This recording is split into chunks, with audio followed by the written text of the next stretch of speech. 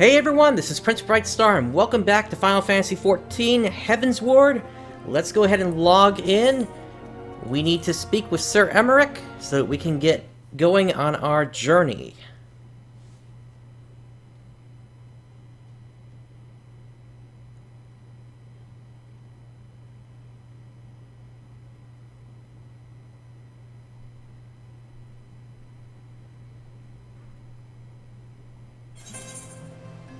Alright, here we go.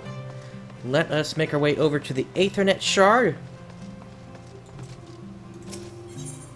And we are going to head for the Forgotten Knight.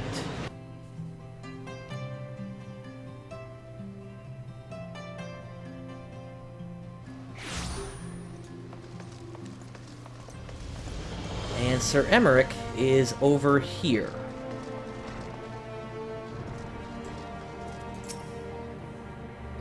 You would speak with the Lord Commander? Pray make it quick. Let us proceed inside.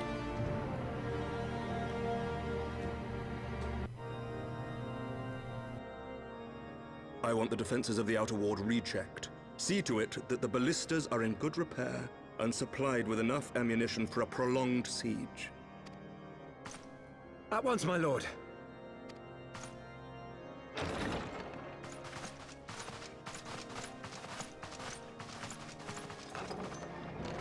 Ah, 'twould seem I have visitors. And unlike those messing beyond our walls, these ones are welcome.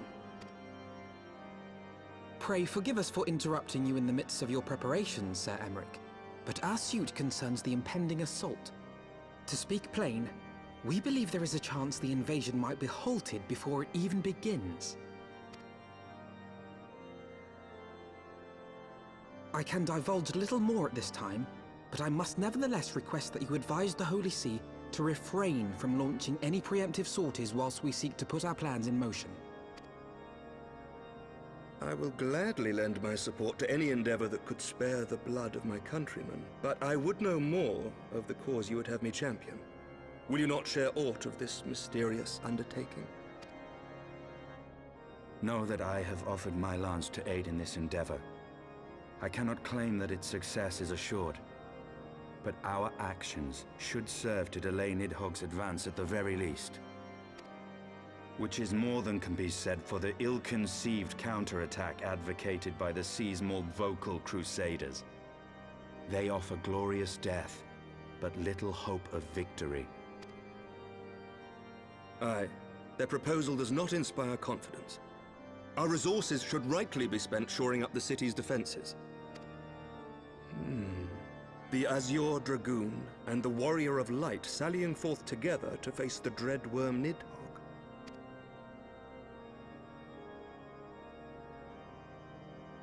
I must admit, the mere thought of it does much to dispel my misgivings.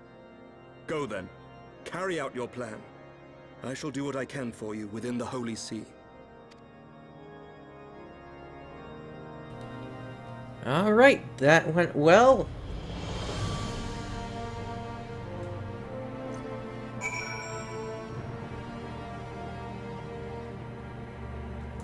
And let's speak to Alphinaud.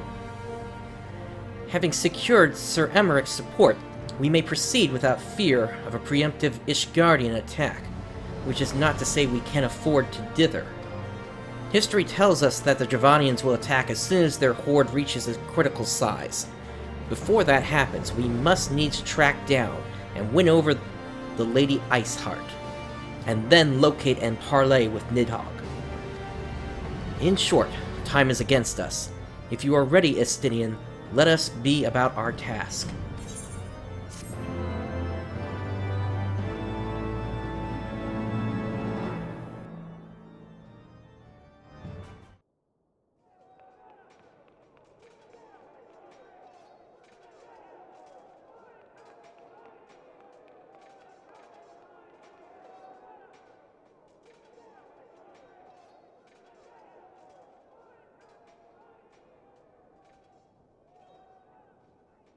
Such commotion. Yes, Your Eminence. The bells of the Observatorium warn of our enemy's approach. So, The dragons are coming. Let them come, in their hundreds and their thousands. With the divine blade in our hands, we shall rend their flesh and drown the heretics in their master's blood. Even Nidhogg and his foul brood shall be powerless to resist us. And when we have rid the world of their pestilence, we shall turn our attention to our Ascian allies. See that they are suitably rewarded for their invaluable assistance. If I may, Your Eminence, the Paragons wield powers strange and unknowable. Can we be certain that they will not see through our deception? We can be certain of naught save the righteousness of our cause. If you would be a true leader of men, you must possess conviction as well as caution.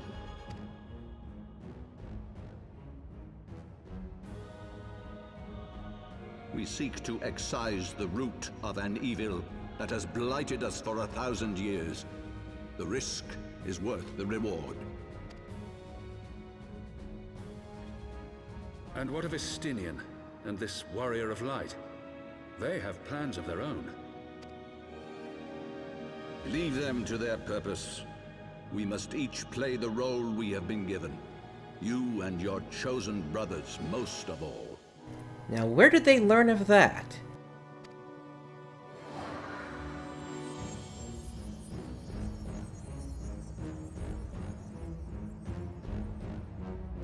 For the glory of King Thordan.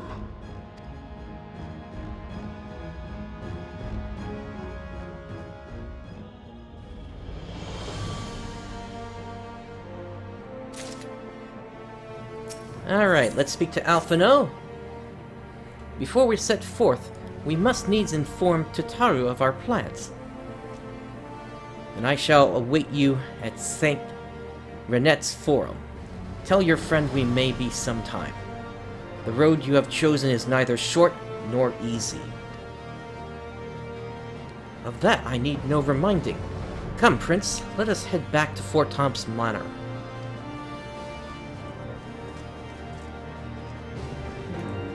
Alright, let us sprint over to the Aethernet Shard.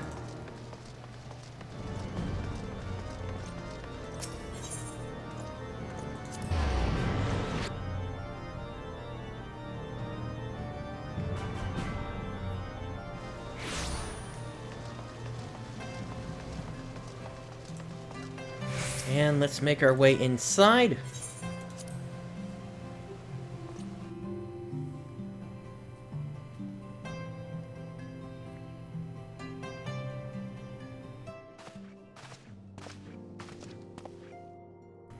Our course is set, Tataru. It may be some time before Prince and I return to Ishgard.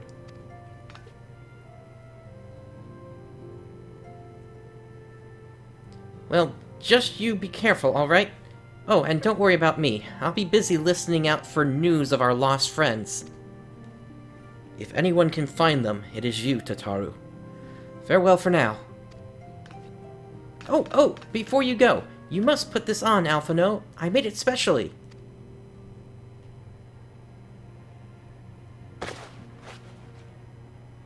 No, I couldn't possibly...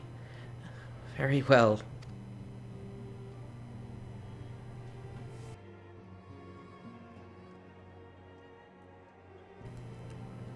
By the 12, it fits perfectly, and the quality is actually rather good. Looking sharp there, Alphinaud. I'm glad you like it. I've been practicing my needlework while I listen to rumors and the like. A good receptionist is always learning new skills. My thanks, Tataru. Whatever else awaits me upon the road, I shall not fear the cold. 'Twas the least I could do. Now I must be getting back to the tavern, or I'll never catch up with all the gossip. Best of luck on your journey.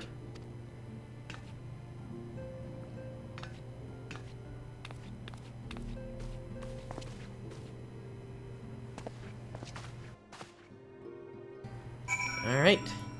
Let us make our way out of here and find Estinian.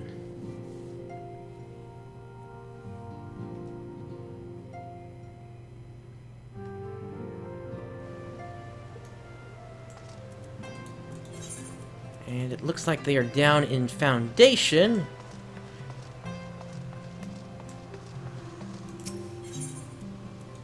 Let's head to the 8th Right Plaza.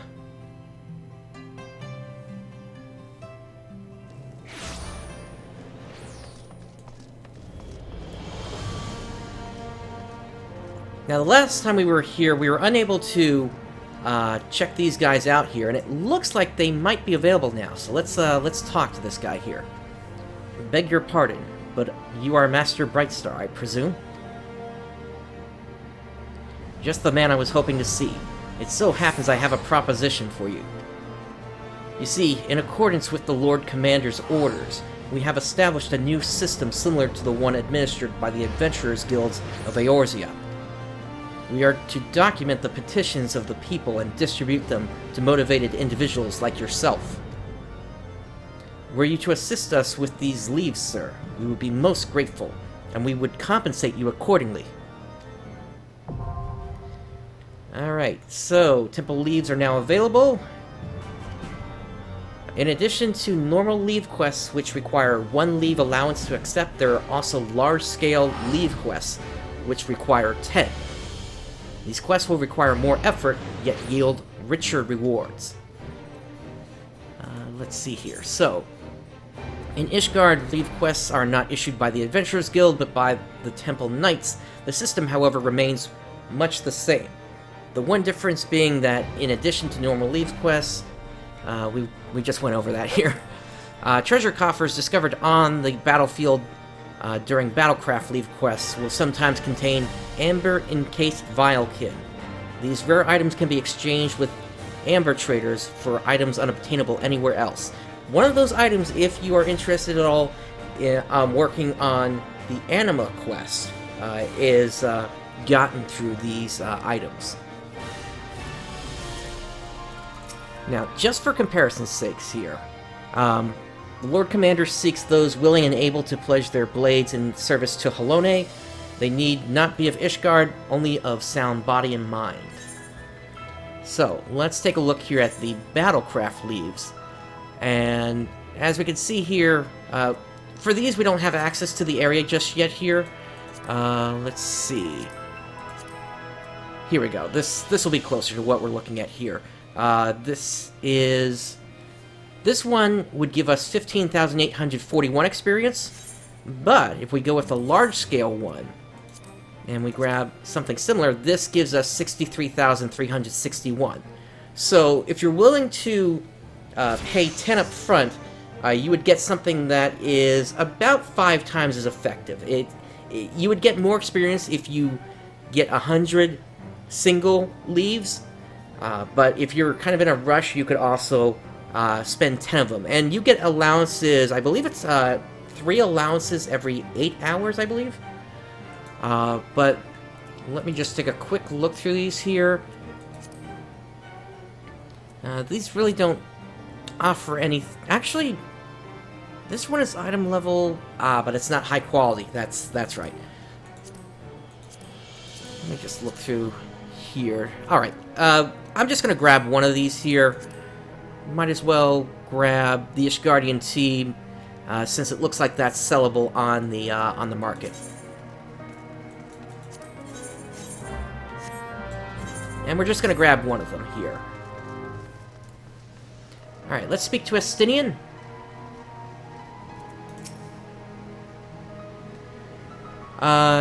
Novara, this is Sargatanas. You have said your farewells, then?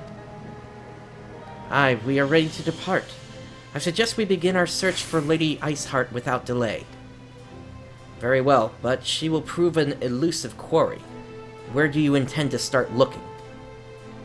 In the absence of any fresh intelligence on Yuzel's movements, I propose we pick up the trail where she was encountered last, the Korthus Western Highlands. Let us speak with Sir Redwald, was it? As the commander of Falcon's Nest, it is like that he will know if any heretic activity has been reported in the area.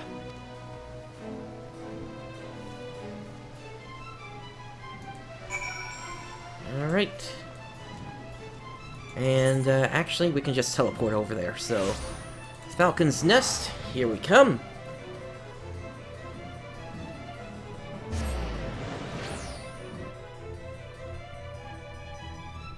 Getting a decently sized crowd in here today. I don't think I've ever seen this many people join me so quickly on a live stream.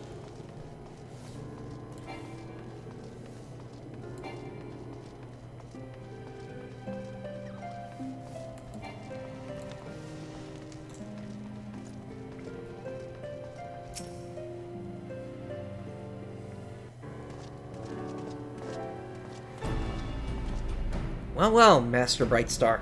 What business brings you back to Falcon's Nest? Judging by the company you keep, it can be no trifling matter. The Azure Dragoon, I know, of course, but I do not believe I have met this young gentleman. Alphinaud Levia at your service. And you are not mistaken as to the gravity of our situation, Sir Redwald. As I am sure you are aware, the Observatorium has warned that the Dravanians gather for another assault. We believe there may yet be a way to avert the coming conflict, but only if we can find the elusive Lady Iceheart. Thus, we have come to Falcon's Nest in the hope of acquiring the latest intelligence on the heretics' movements. I see. Then you would be best served by speaking directly to my men. A patrol is due to return from its sweep of the surrounding lands at any moment. You may also wish to question the knights assigned to pick up over the remains of the heretic refugee at Gorgane Mills.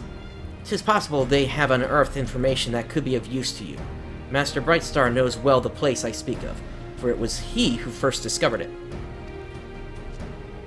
Let us divide our forces, then. I will stay and await the return of the patrol, while the two of you visit the refugee. When I have completed my inquiries, I will join you there. A wise use of our time. Come, Prince. I am eager to learn what Sir Redwald's men have found in the heretic's lair.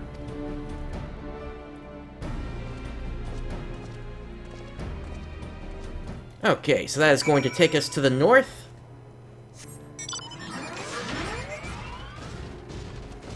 And that is actually way to the north up here.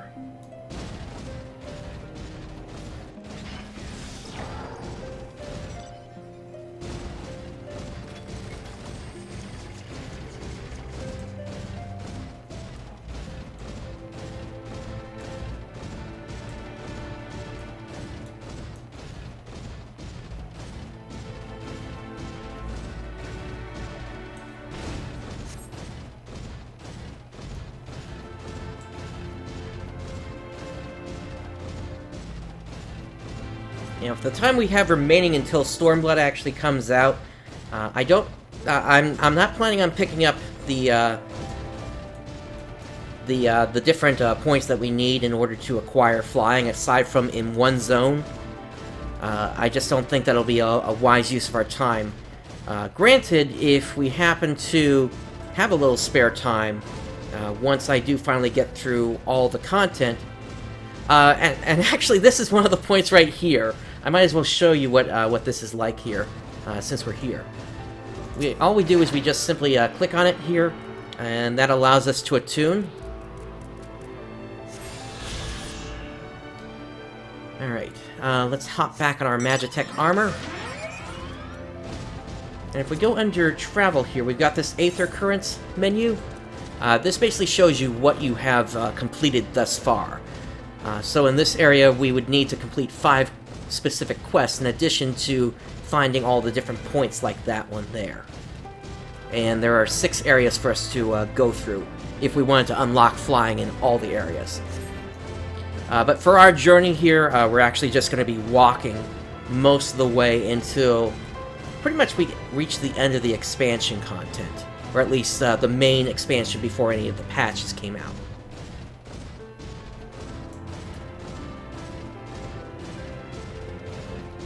But you would think, with...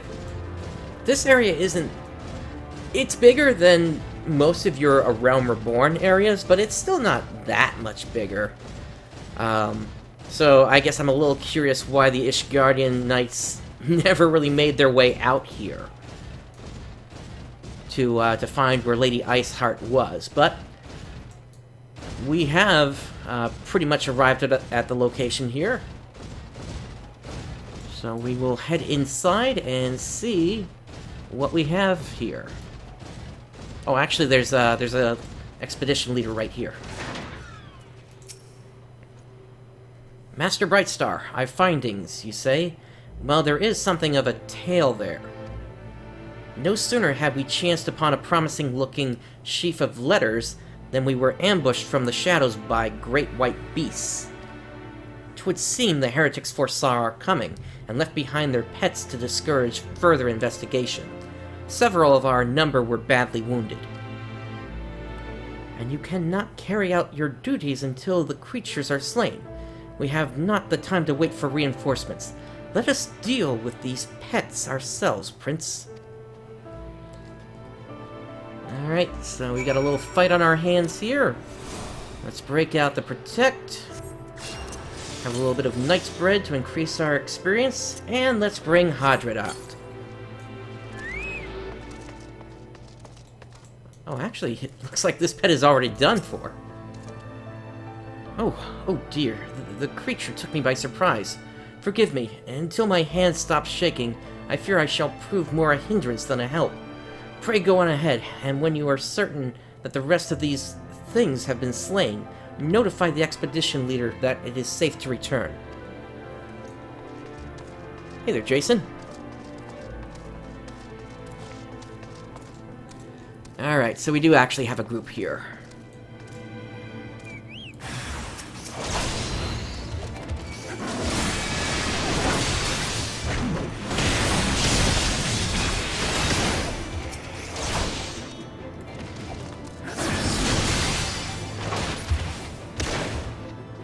Easily taken out. Let's make our way back upstairs.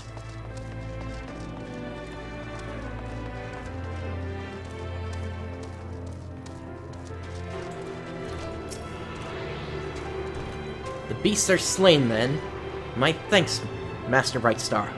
We may return to our duty without fear of a mauling. Alright, and along with the experience, it appears we've also picked up a wind-up Alphinaud.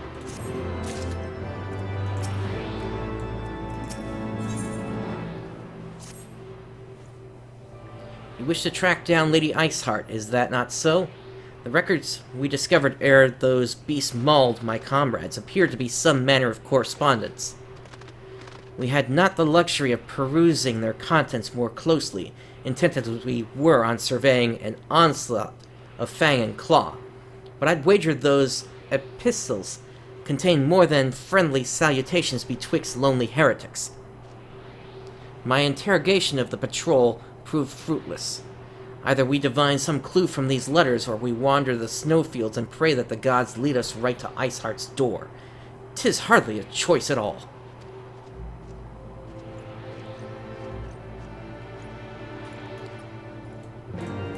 Alright, so back inside we go.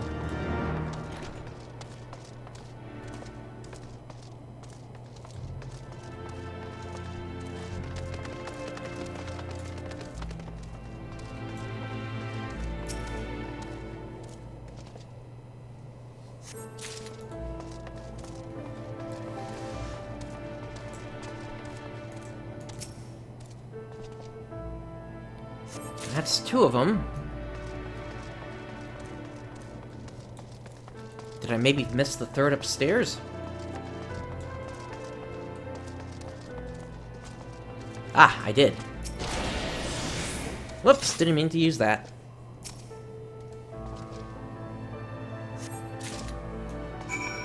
Alright, back downstairs.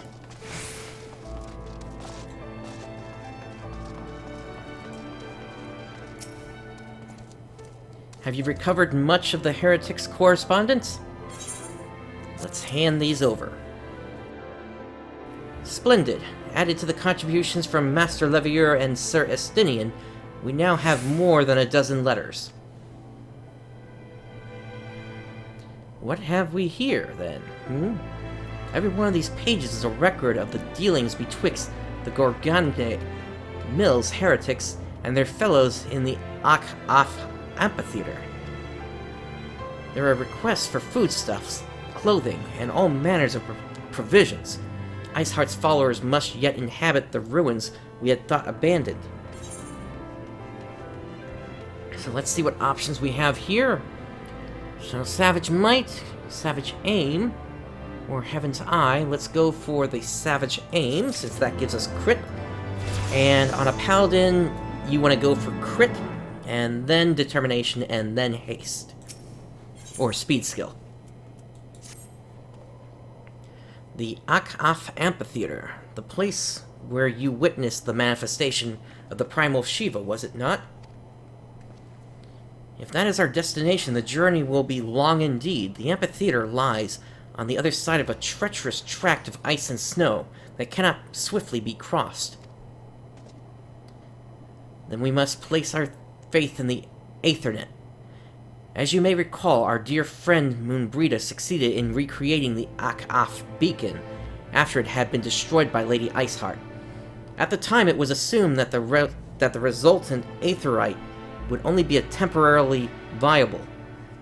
But given that the heretics of Gorgane Mills seem to have been in regular contact with their brethren at the amphitheater, I'll wager it still functions. I suggest we make for the aetherite within Snowcloak without delay.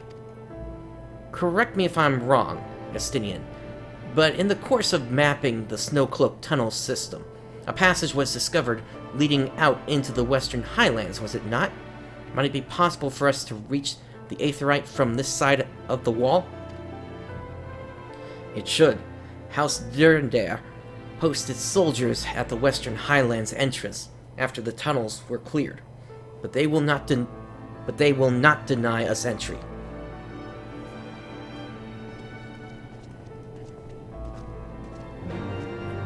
Alright, so let's see where that is.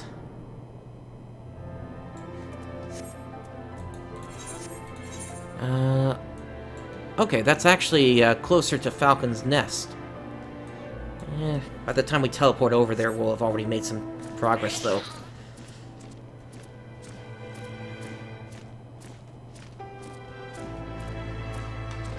Alright, so to the south we go!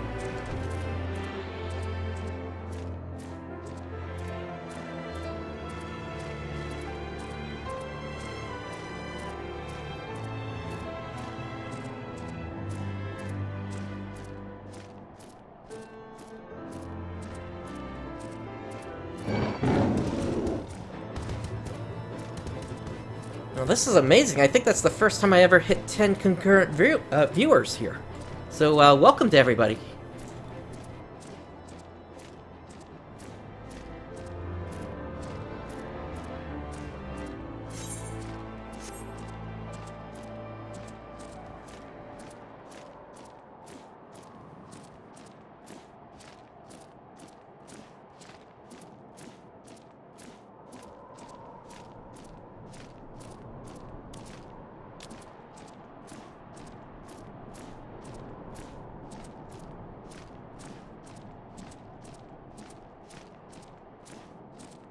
Let's see, we've got some kind of a cliff over here.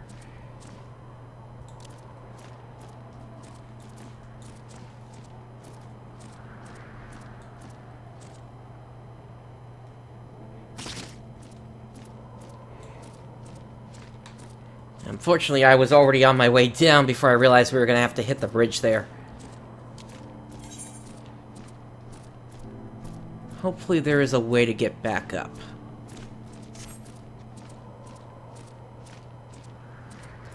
Yeah, this is, having been able to fly in this area for, like, the last, year or so, I'd kind of forgotten that you have to kind of know your way around here a little bit.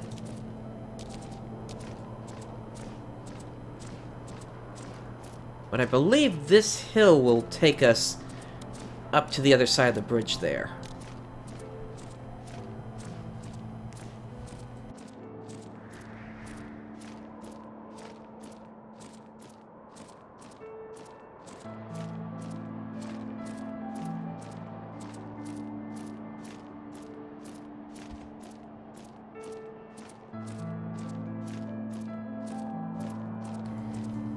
Yeah, here's the path up.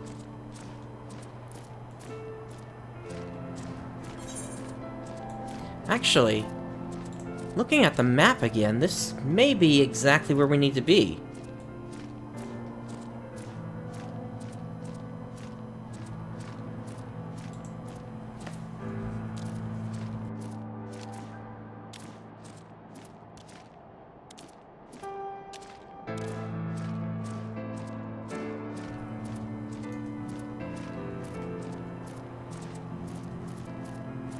Oh, it's right down here. Okay, so we did have to fall in then.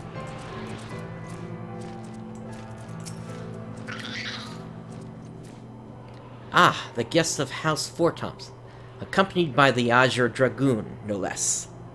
I cannot imagine what brought you out this far, but you are welcome to enter the tunnels if that is your will.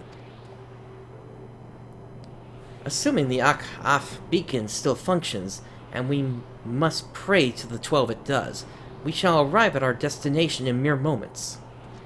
Though I do not expect to be greeted by the primal Shiva, we should nevertheless be prepared for a frosty reception. The heretics are not like to rejoice at the appearance of uninvited guests, particularly ones with our history. Alright, duty calls. Let us proceed.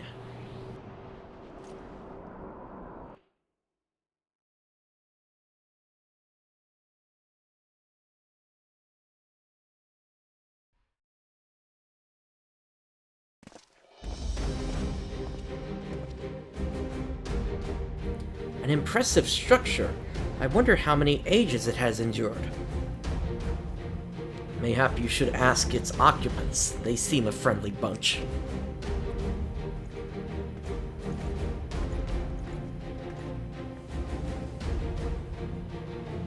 Dogs of Ishgard, it is not enough that you banish our beloved saint.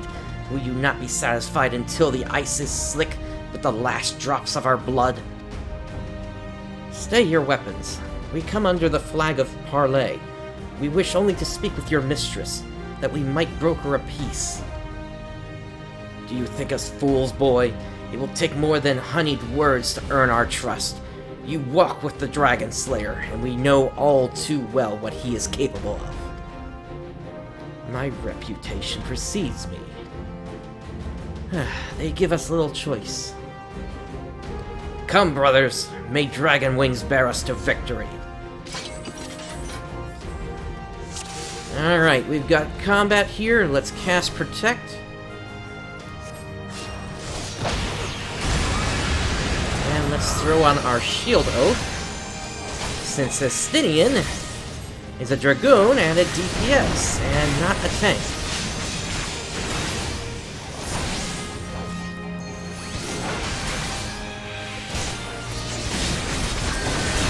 Let's also try to grab these guys as well.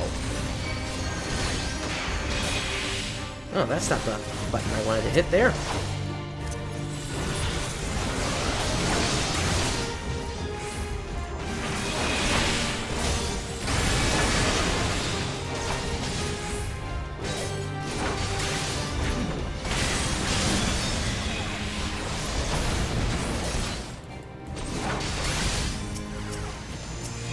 Alright, there are more coming in from the side. Let's try to grab them.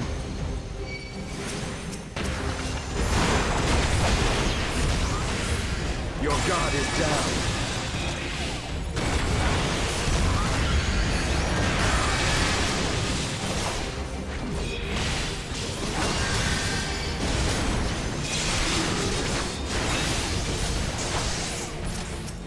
Oh boy, somebody just used the blood of the dragon.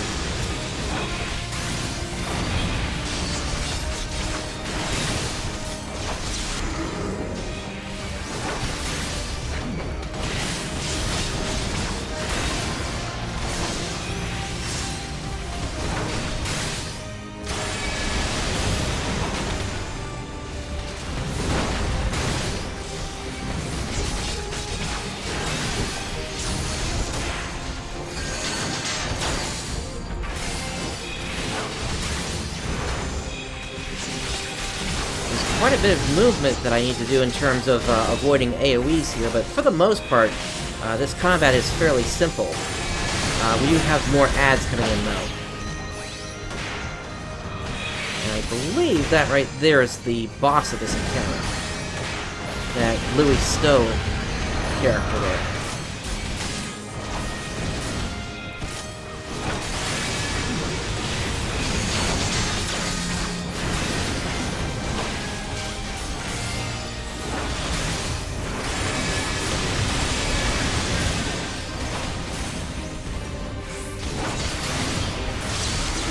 Where is the healer? It's gotta be this cane-weaving one.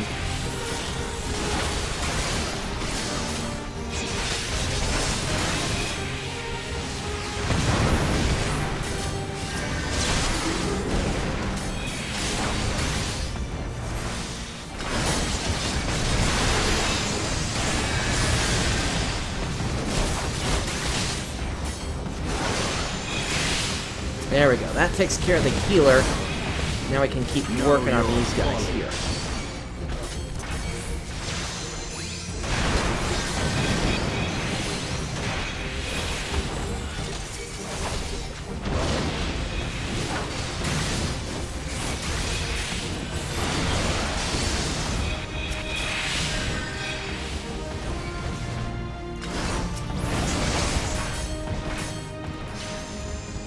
Alright, let's try to heal ourselves a bit here.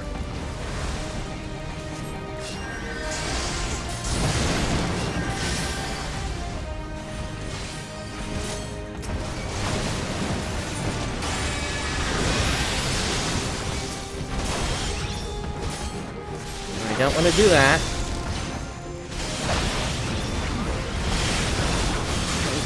Release! Alphinaud, can you send a healer to my way?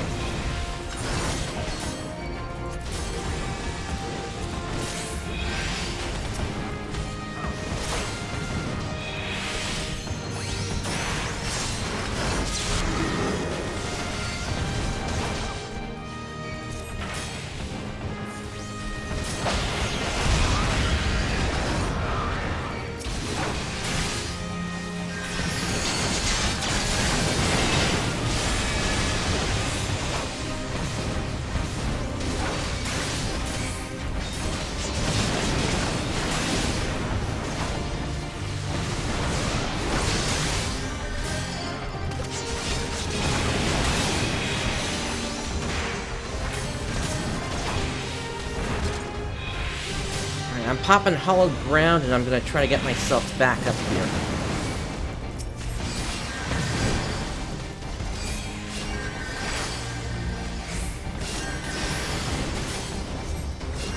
Alright, let's get back into it.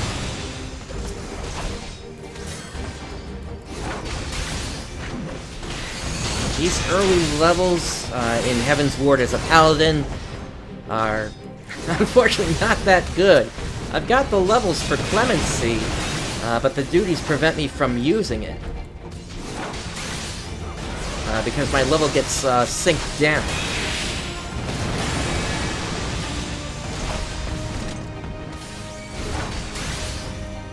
It looks like we do have everything under control at this point here.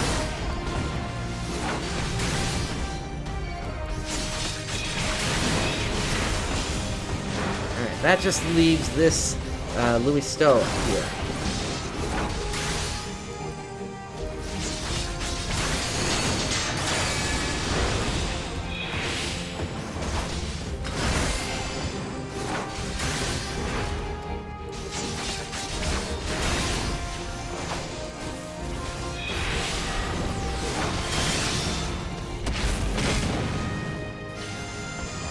Trying to shoulder tackle me, huh?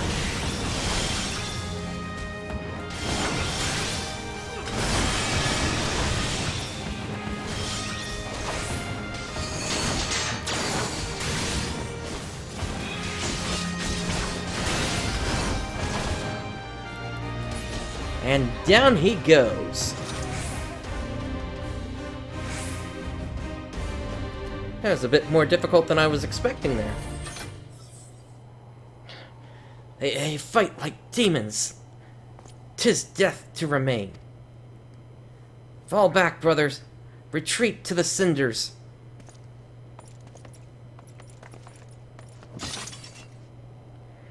I see no sign of Lady Iceheart. With that, we could have questioned one of them. What would you ask that we do not already know? They make for the cinders, and so must we. Even should an ambush await us, 'tis certain there will be more heretics to question. The cinders, you say? I confess the name is unknown to me. Mayhap you would be so good as to enlighten us, Instinian? I suspect it is the heretic's way of referring to the Dreaming Dragon, an island of sorts found in the midst of the frozen lake of Ashpool. Some 500 years past, 'tis told that the Azure Dragoon of the age fought a dragon of titanic proportions. After a savage struggle, the mighty creature was weakened unto the point of death, and forced into a magicked slumber by an entire chapter of the Holy Sea's sorcerers. Ere long, a rain of ash and cinders did begin to fall upon the sleeping serpent's motionless form, covering the creature at length in a shroud of gray.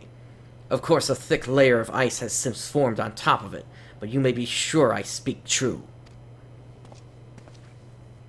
A fascinating tale. We should make haste to this ashen isle.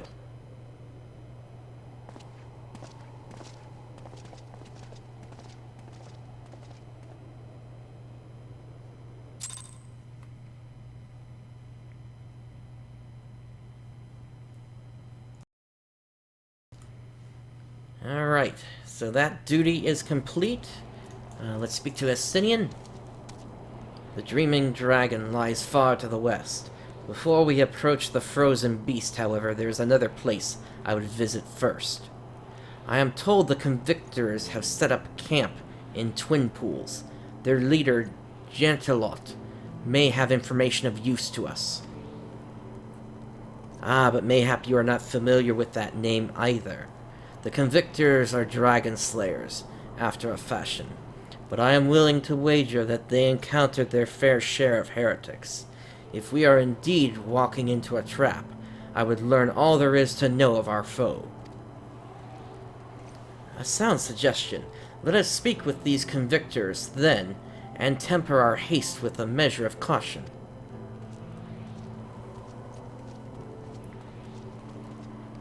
Alright, night has fallen. Let's see where this location is. And that is going to be all the way to the west, it appears.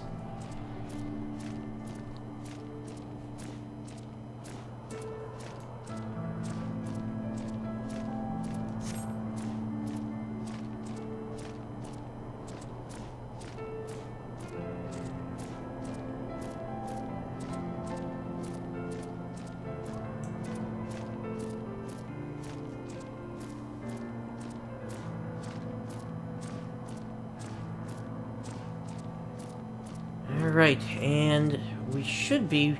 yeah, we're right underneath the bridge right now, so we just have to keep heading to the west.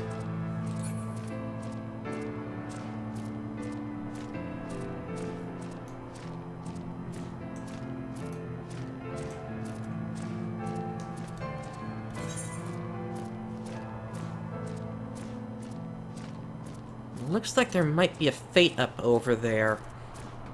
Let's hope that that does not get in our way. And in fact, it looks like there are some other players in the process of actually taking that out, so that should not get in our way.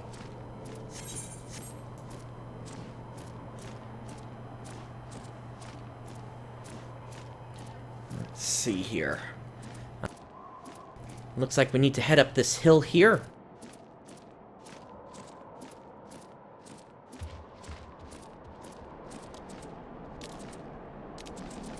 Doesn't look like I can make that jump here. Let's try going around.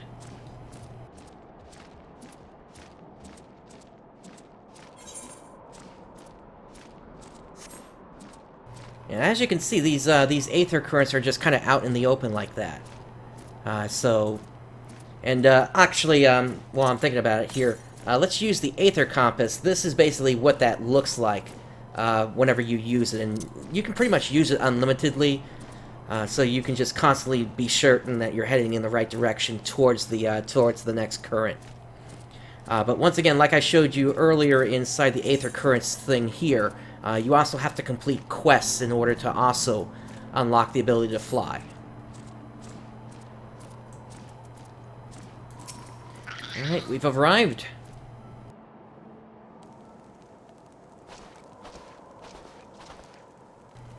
Well, well, what do we have here?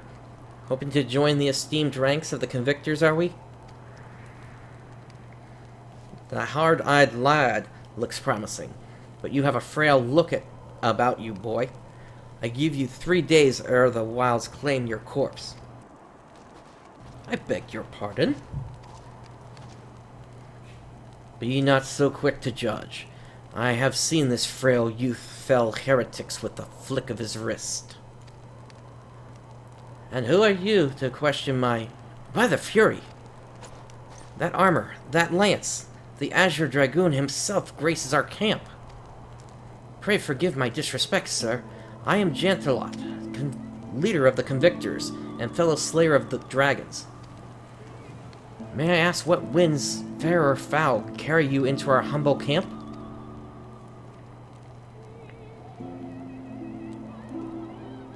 Ah, Lady Iceheart, is it? I know her by reputation, but I'm afraid I've seen naught of her or her people. That said, my own men can be, somewhat lax when it comes to making reports. You may wish to question them yourselves. Thank you, we shall. Prince Estinian, let us make our way through the camp and see what information there is to be had.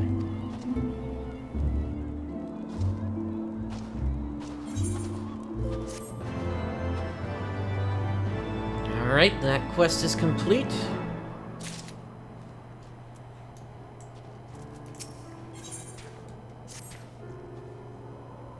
Surely one of these people will have encountered heretics while out hunting.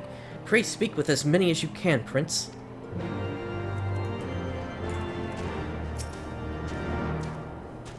Nay, I know of no heretics.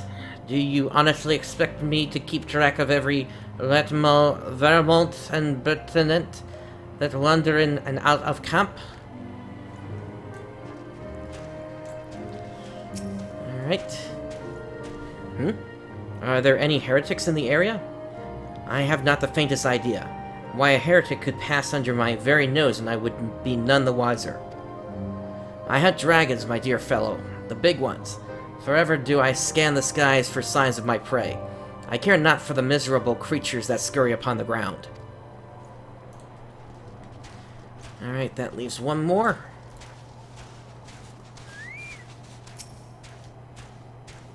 Looking for some heretics, you say? Why don't you go and bother Pirikut or someone?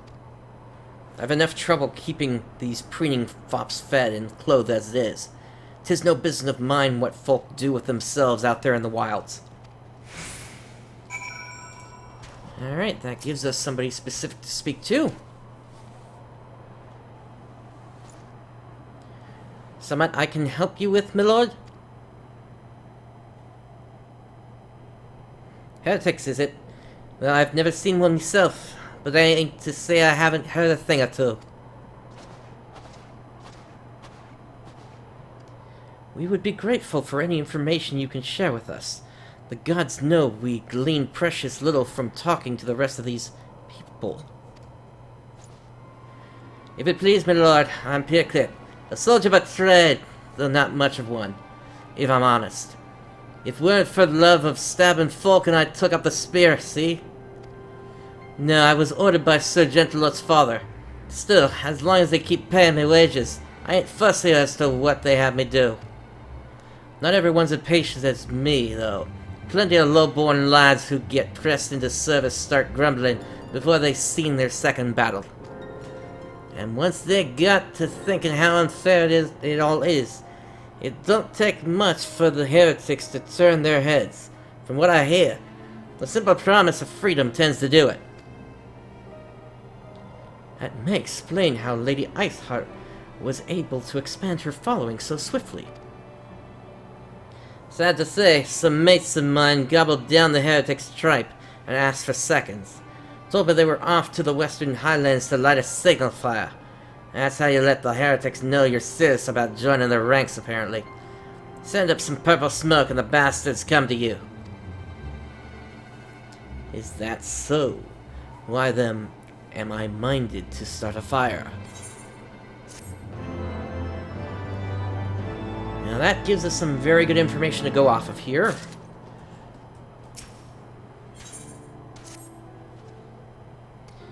If we are to lure our foes to our position, then we must find a means of producing a signal of purple hue. As it so happens, I once heard the tale of a trapper who dropped the hide of a woolly yak onto his campfire.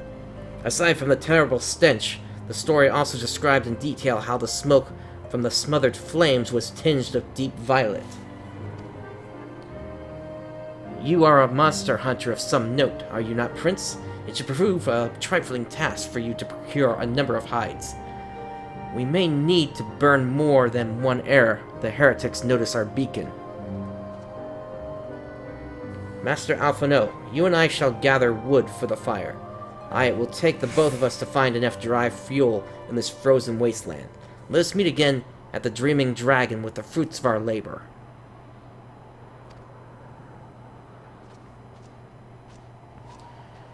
Alright, so we need to go and hunt those creatures.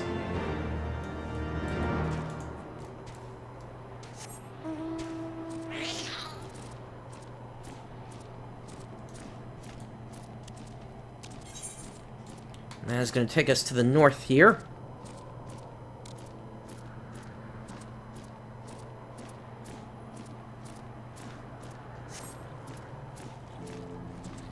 And there is one of our target.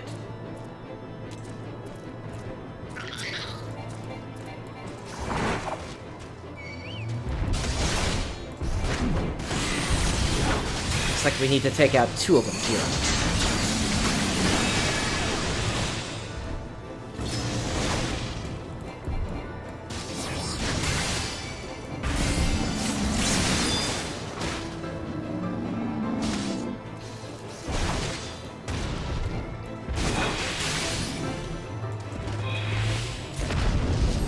Alright, there goes the first of them.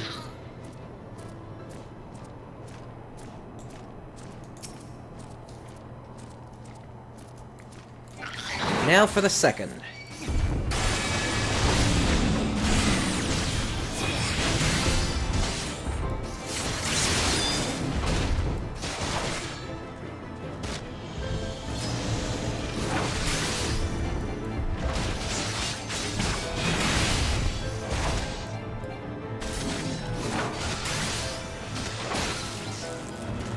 Alright, that gives us 2 hides to work with. Let us now make our way to the west.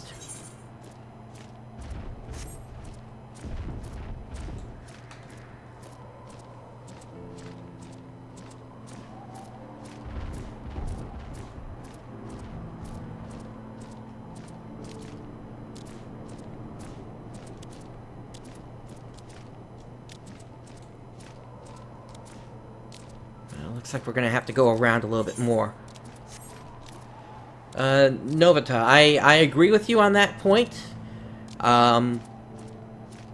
My concern is that, based on the pace I've been keeping with this series, I don't think I'm gonna have much room to actually go through all that before Stormblood drops.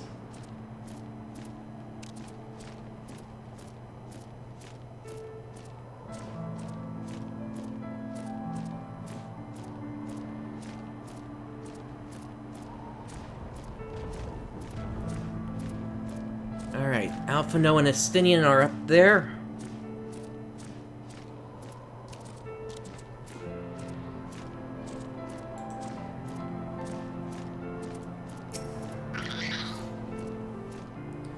It would seem that collecting firewood is a new experience for Master Alphinaud. His must have been a privileged upbringing. Have you the hides we need? Let's hand them over.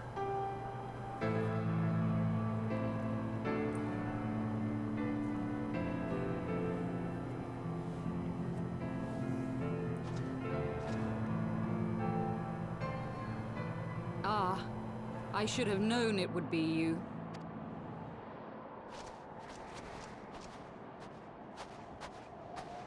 Word reached me of a struggle with a small but well-armed band of trespassers. Forgive my comrades their hostility. Few come here uninvited, and fewer still with good intent. Now, tell me why you are here.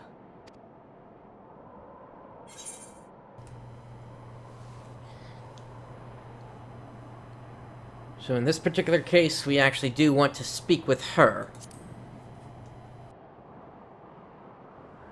So, you seek to stem the Dravanian tide with talk? A romantic notion. If you but knew the truth, the spark which lit the flames of this animosity, you would understand the futility of your quest. Well, if the big guy hadn't sealed my powers to use the Echo, I would be able to take a quick look at that. Shall I relate it to you? The sordid history my gift has shown me. That which the Holy See has taken such pains to suppress.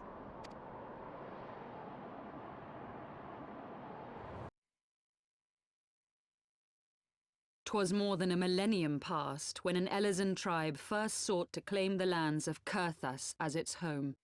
Unfortunately for them, Kurthas was already home to dragonkind, and they were not inclined to make way for the invaders. Thus did a bloody war begin. A war which might well have rumbled on until one or the other side was exterminated, had it not been for the resolve of a single woman. That woman's name was Shiva. While those around her fought and died, she attempted to parley with the dragons, and in so doing discovered them to be possessed of profound intelligence and reason. The great worm Hraesvelgar, in particular, so enchanted Shiva that she found herself growing to love the creature, whom her people considered a monster. In the eyes of a near-immortal dragon, however, the fleeting life of an Elezen is as that of a freshly cut rose. Scarce has the flower bloomed before it begins to fade and wither. Such melancholy musings plagued Hraesvelgar, who had found in Shiva an unexpected and beloved soulmate. He knew that all too soon, death would snatch her away from him. Unable to bear the thought of their separation, the maid bid the worm consume her, that their spirits might be entwined for eternity. Though loath to perform the deed, Hraesvelgar ultimately gave in to her plea, and soon thereafter the tale of their ill-fated love spread throughout the two warring factions. No more could they raise blade or claw against one another, knowing that the souls of their kin were so inextricably bound. In the days that followed, man and dragon learned to live in harmony, and together built a nation unlike any the world had ever known. For 200 years did this blissful age of peace continue, as it would to this day, had vilest envy not stirred in the hearts of the Elezen.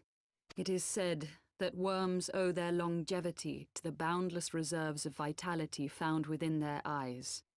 And 'twas in this belief that a traitorous band of knights deceived their allies of some 2 centuries, and took by force that which they coveted.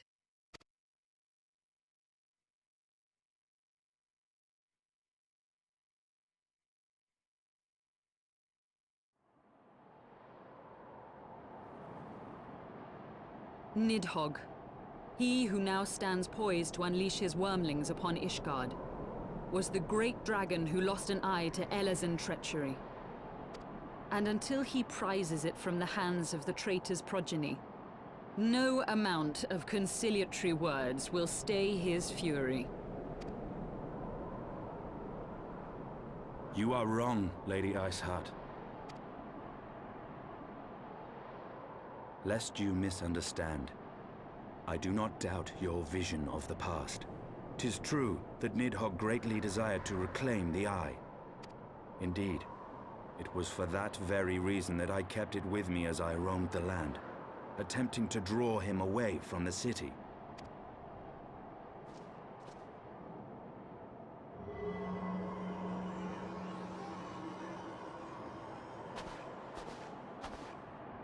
gods.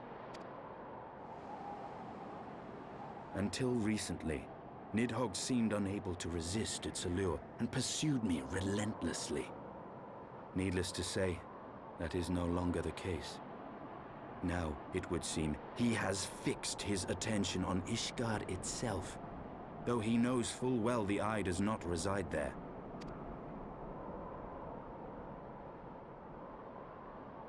You believe he targets the capital for another reason?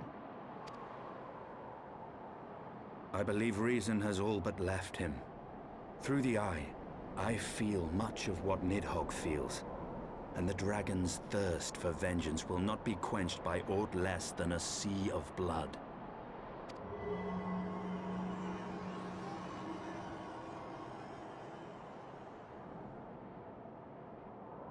If Nidhogg is indeed lost to reason, might we not seek an audience with Hraesvelgr instead? He has thus far shown no inclination to aid in the invasion of Ishgard, and may yet welcome our efforts to broker a peace. You still believe that a peaceable solution can be found? Very well. I will take you to him.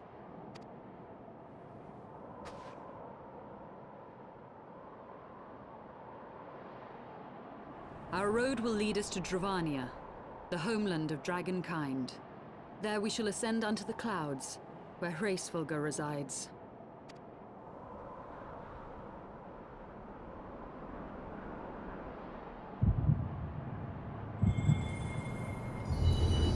Now what is this?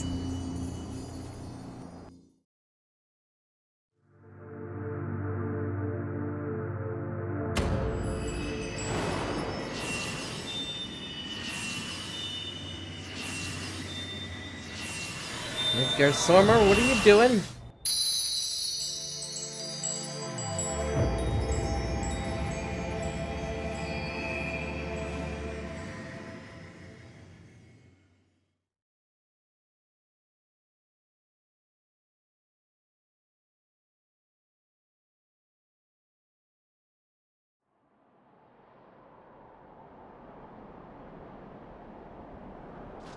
Is autumn mist, my friend?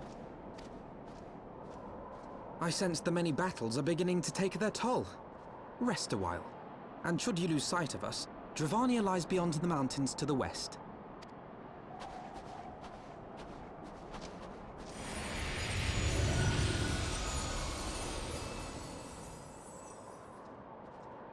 Curious. The vestiges of thy mistress's blessing are not as faint as once they were. Thy will to succeed grants thee unusual fortitude. But will it be enough?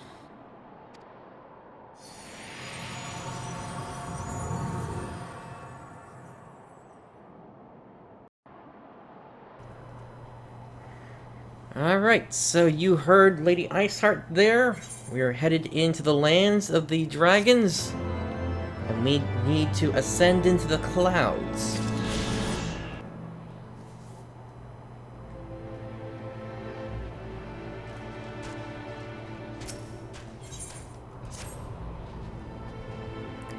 You are Prince, yes?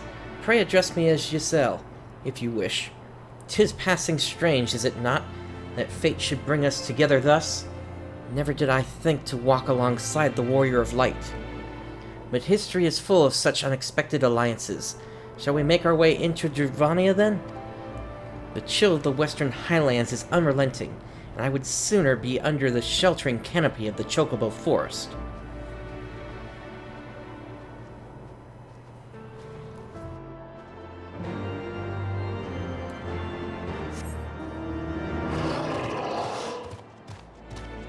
Alright, so we need to journey into the Dravanian Forelands. And once before we went into there in the last episode, so that we could complete one of the Paladin quests. But now we are making our way back into there, and that is where we are going to stay for some time. At least until we can make our way into the clouds, as Giselle mentioned.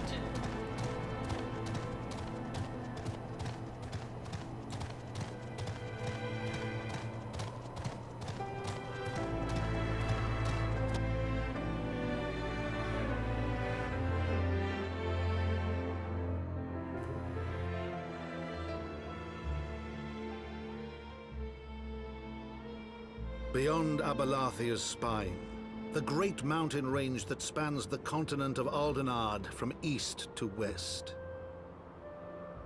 Into the deepening shadows of Som-Al, where lies the ancient home of dragonkind.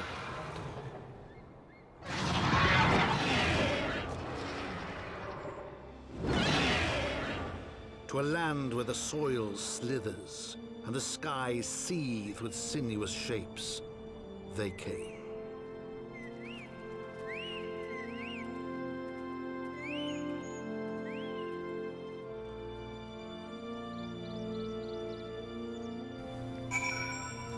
Alright, let us speak to Ysel.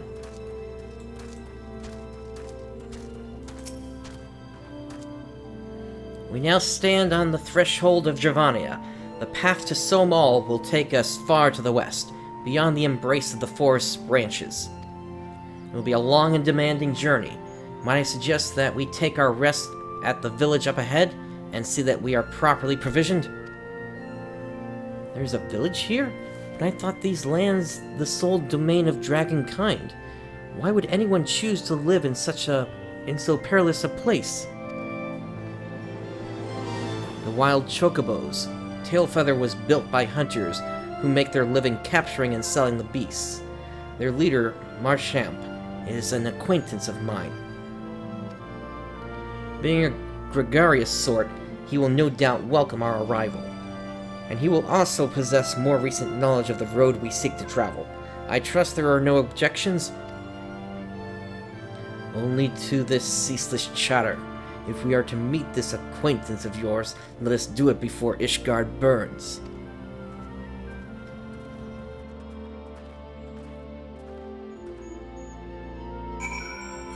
Alright, so from here, we can just teleport over to Tailfeather, since we picked that up last time.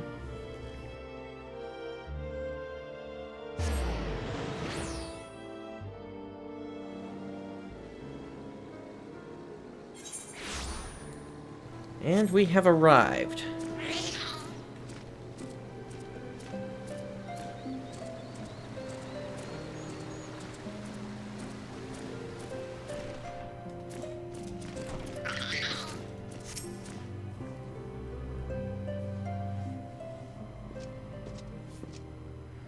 Well, tan my hide and call me Leatherface. We have visitors. Oh, and if it ain't the loveliest all. It's been too long, girl. That it has, Marchamp. That it has. My companions and I are on a pilgrimage to Som-Al.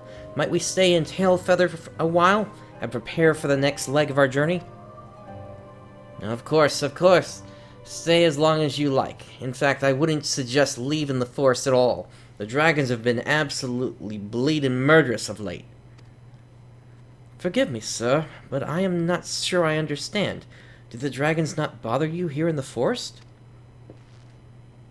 Bother us? What, did Ysel not explain things to you, boy? You've seen them towering calam trees all about, haven't you? If you were flying above the canopy, you'd barely be able to see the ground.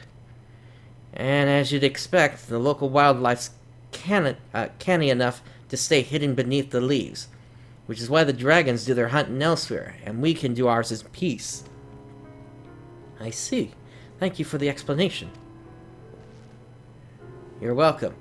Now, I know it won't stop Ysel here, but dragons ain't the only things you need to keep an eye out for, especially if you're set on heading west. Alright, what do we have here? This appears to be our first upgrade here in Heavensward, so let's go ahead and grab this.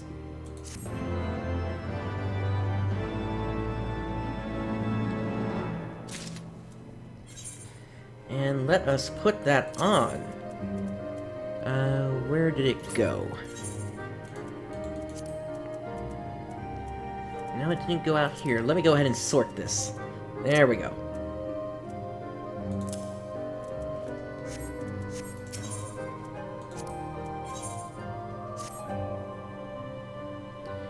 I dare say you're wondering what could possibly be worse than dragons, eh? Well, I'll tell you, the Bloody Nath.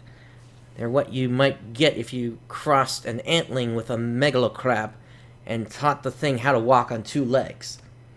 They never used to stray far from their hives out of fear of the dragons, but they've gotten a lot more aggressive of late, sending out war parties for malms in all directions. They even taken to harassing the Dravanians in their own lairs, if you can believe it.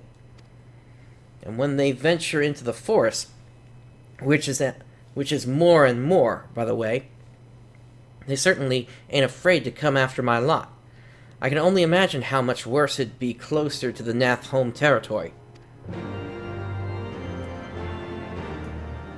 Alright. So let us speak with Ysayle here.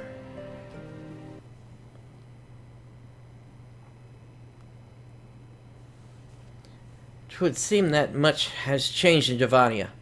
The Nath were not wont to cause such strife when I lived here.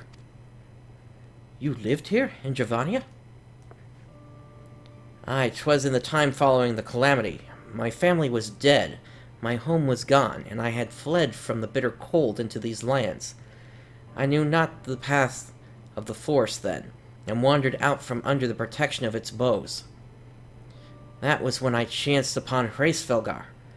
He had descended from his mountain lair to hunt for food. My exhausted mind could not contend with the sight of the majestic worm, nor the vision of the past his presence visited upon me.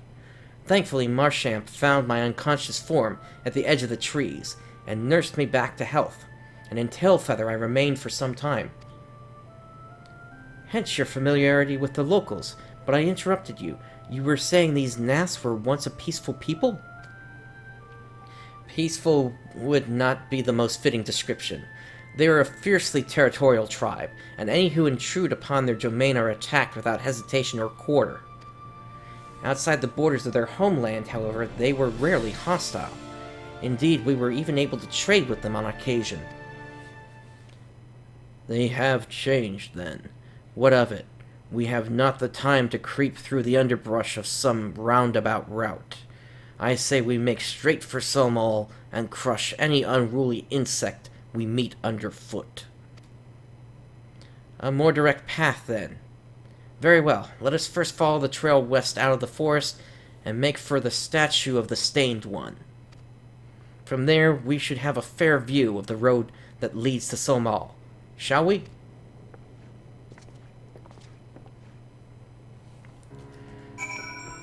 Alright. Let us make our way out of here. And we need to head for the north. Now, while it may look like I can't pass under here, I actually can.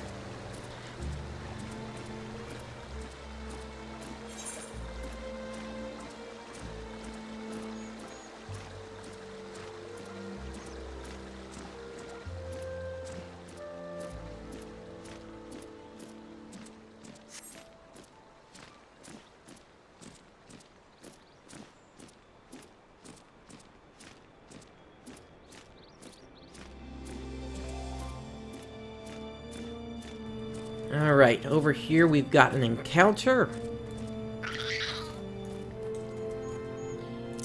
Let's cast Protect, have some Night's Bread, and bring Hadred out once again.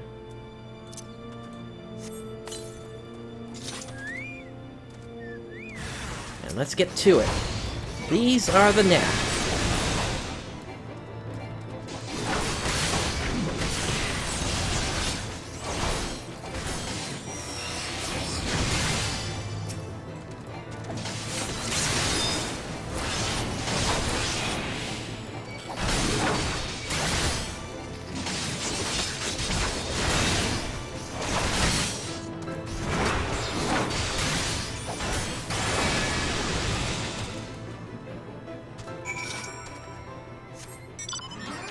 Alright, let's keep heading to the west.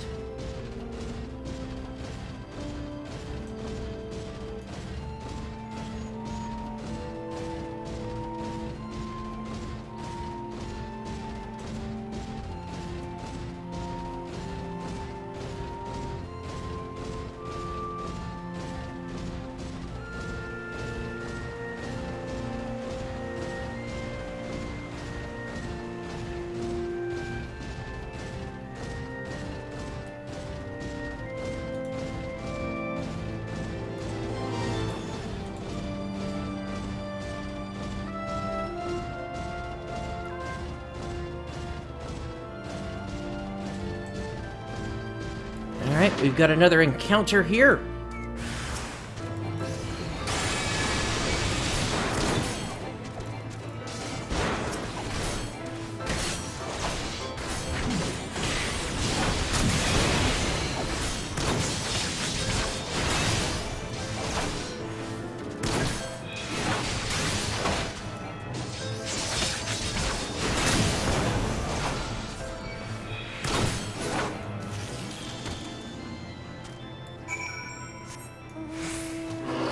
And moving on. We are headed now to the south.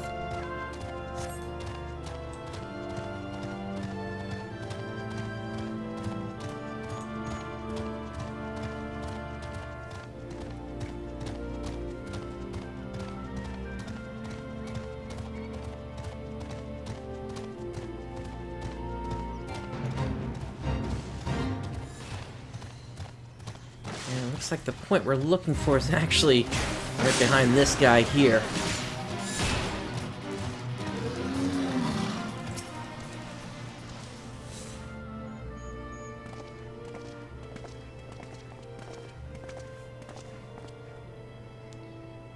Should we chance to meet Marchamp again, remind me to thank him. Had he not warned us to expect the Nath, I doubt I would be standing here. Amid ruins that I would tentatively describe as Ishgardian, the style, if not quite identical, betrays a definite resemblance.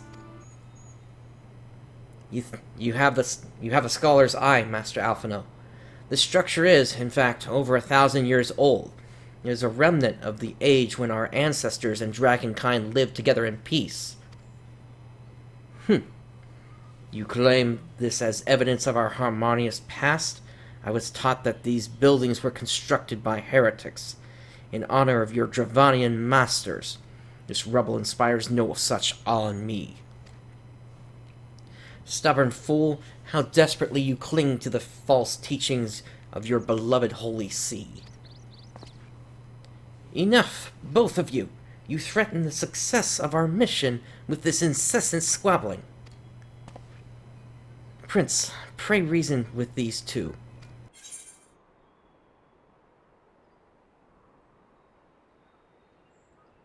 The truth of the past will be revealed.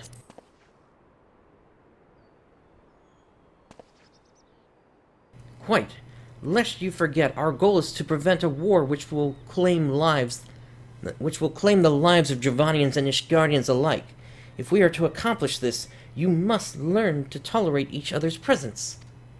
Trust in Prince's gift. In time, the secrets of history will be brought to light. Let that be enough, Hestinian. You would have me keep my counsel until Prince's visions confirm the truth?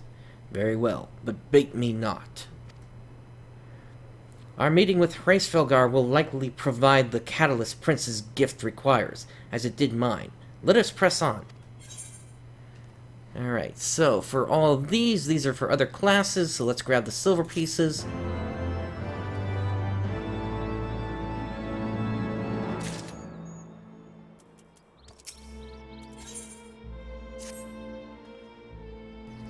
Spy you the 3 great towers to the west?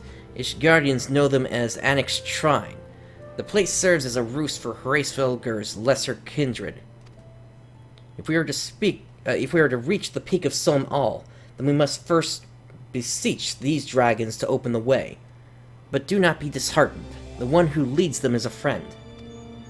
Or rather, more concern is the disposition of the Nath. Let us survey the approach to the towers, and see if the path is clear.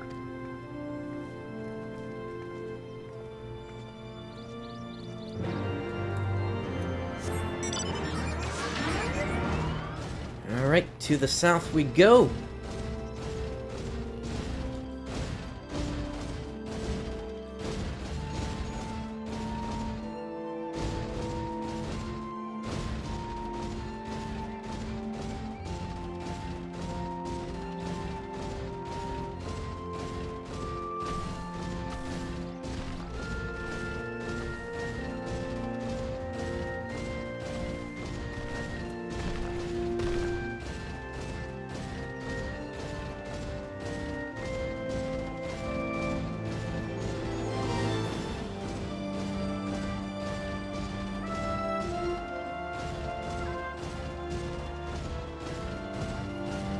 Oh, I believe we have a visitor. I believe that is Korean. Hello.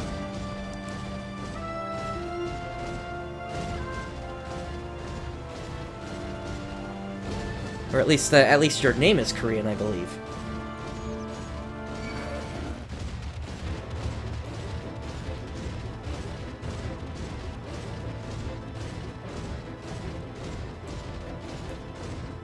Alright, here is the party. Let's speak with Giselle. "'Tis as I feared. The road ahead is teeming with Nath soldiers." Marchamp did not exaggerate then. These beastmen have grown brazen indeed if they would threaten the dragon so openly. Do they intend to assault the lair itself?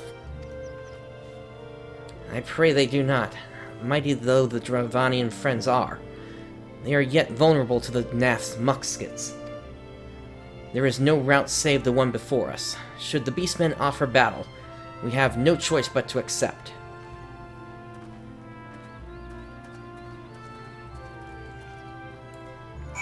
Alright, so we need to make our way inside here. And prepare for any combat here.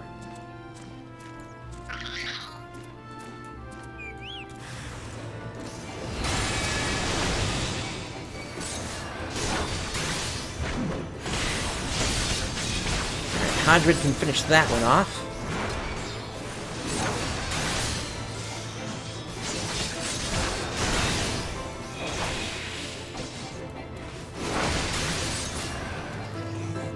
Alright. And two more over here.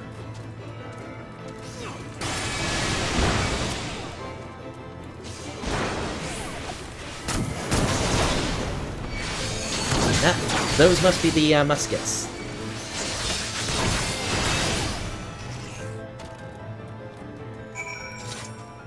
Okay, let's continue to make our way through.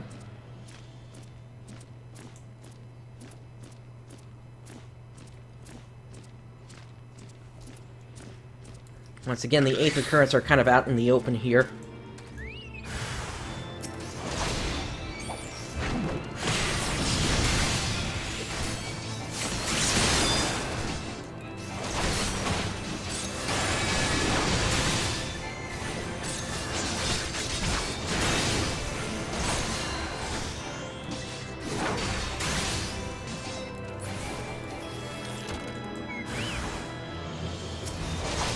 More of them.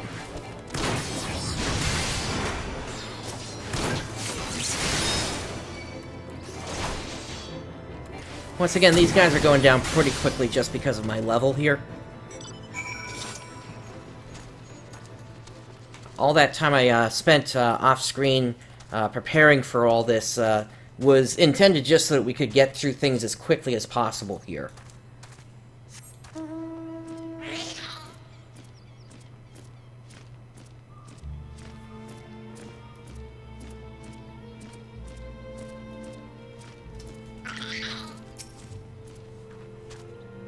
I take no pleasure in killing the Nath. 'Twas to avoid bloodshed that I agreed to join you on this journey. Well, it cannot be helped. We may proceed into the courtyard together, but leave the task of hailing its occupants to me. And keep your lance on your back, Dragoon.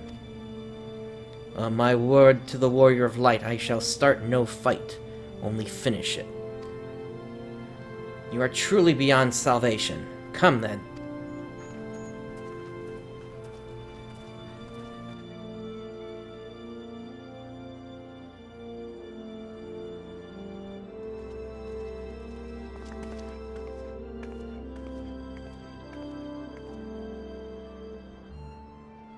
Vidofnir!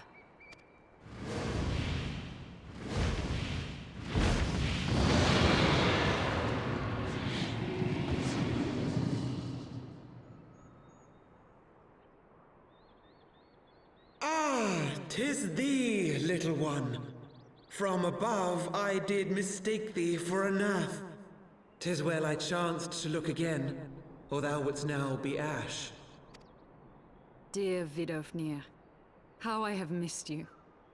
Would that I had come sooner, and not out of dire necessity. Thou art troubled. Speak that I might know thy plight.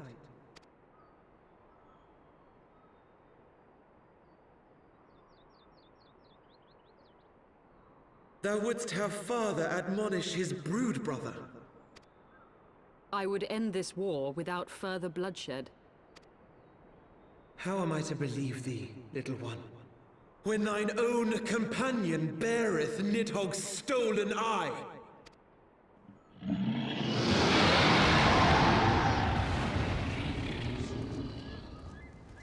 Have care, dragon, or I shall gouge out one of yours.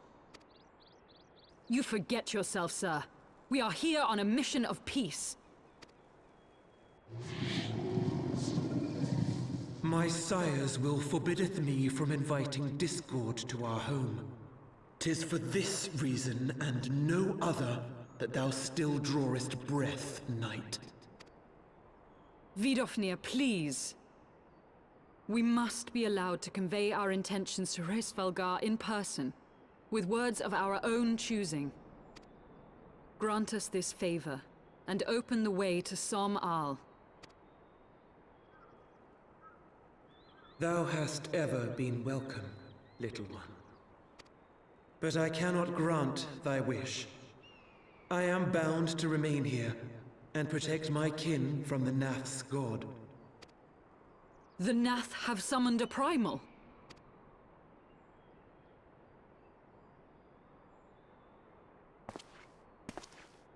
Pray excuse my forwardness, but if we were to eliminate the threat to your territory, would you consent to Lady Izel's request? Ha! Dost thou imagine thyself equal to the task? To succeed where dragons have failed? 'Tis beyond thee, mortal. But thou art welcome to try, nonetheless. Only know that idle promises shall avail thee naught. Good thing we're a primal slayer. It would seem we have no choice but to make good on Alphinaud's offer. Why must our every bid for peace breed yet more war?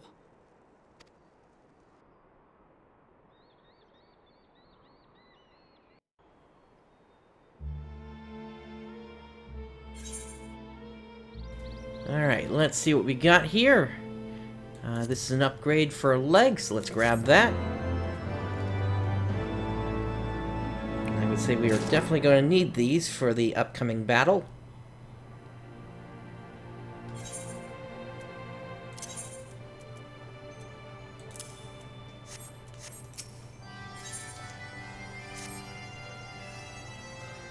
So the Nath have summoned their god, and thus is the mystery of their newfound belligerence laid to rest. Are you not glad, Lady Icehut? I thought you would applaud them for summoning a primal to further their own ends. After all, you did.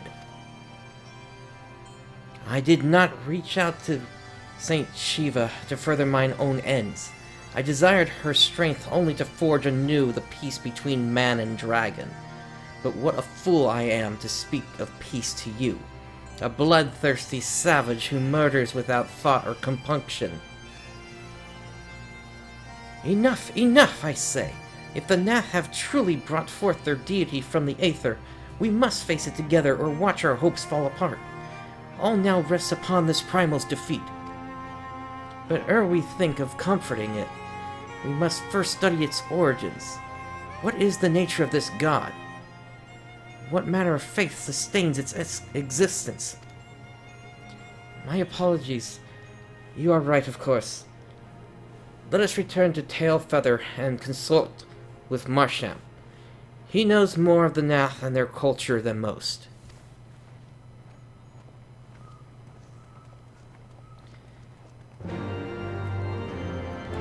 Well, before we do that, I see an Aetherite over here. Let us go ahead and touch this thing before we get out of here.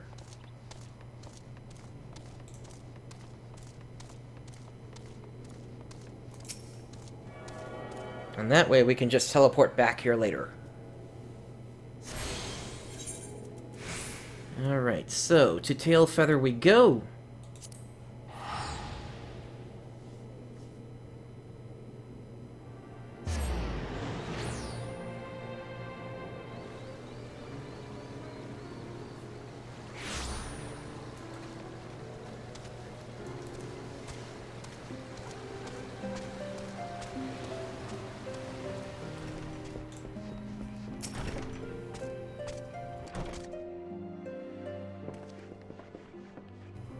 Oh ho!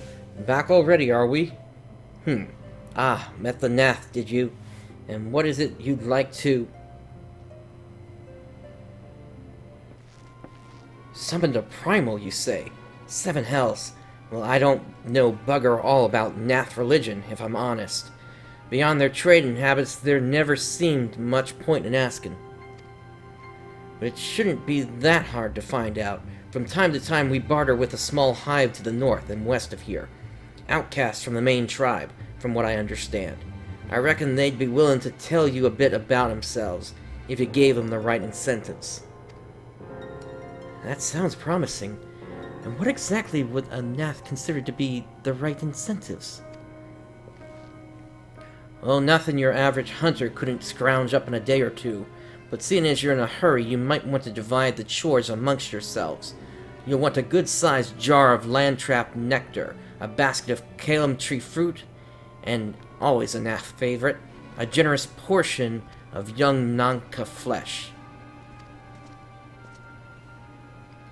I shall gather the fruit. Leaping to the lower branches of these forest giants should present little challenge to me. And I shall collect the nectar, with Master Alphinaud's arcane assistance. And that leaves you to bring home the meat. You'll need to carve it from the smaller Nankas that live in the rivers. 3 big hunks should be enough, I reckon. Once you've got everything together, you'll need to set it down at what we call the trading post. Here, I'll mark the spot on your map for you. You have been most kind, Master Marchand. Well then, let us attend to our respective tasks and reconvene at the trading post. I need hardly add that the last one there is a rotten Nanka egg. Alphinaud?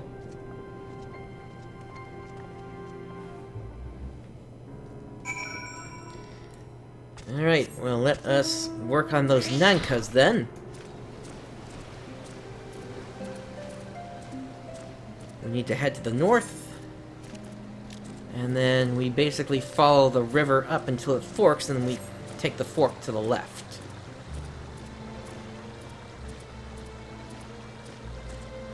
Or I suppose, if we wanted to, we could just cut across the land here.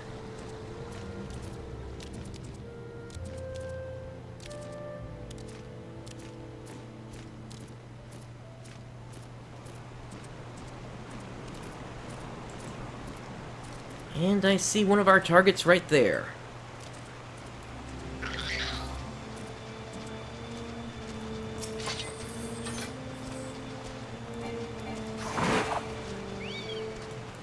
Actually, it's the smaller ones that we need.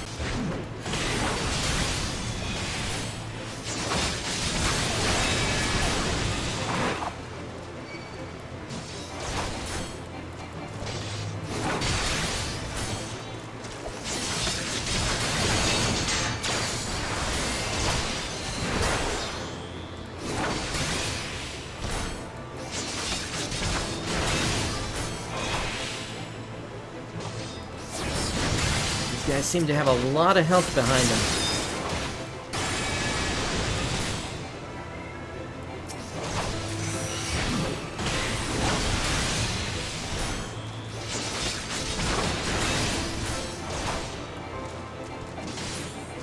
Alright, that gives us 2 of them. And Hadred is about to get a bit of an experience boost here as well.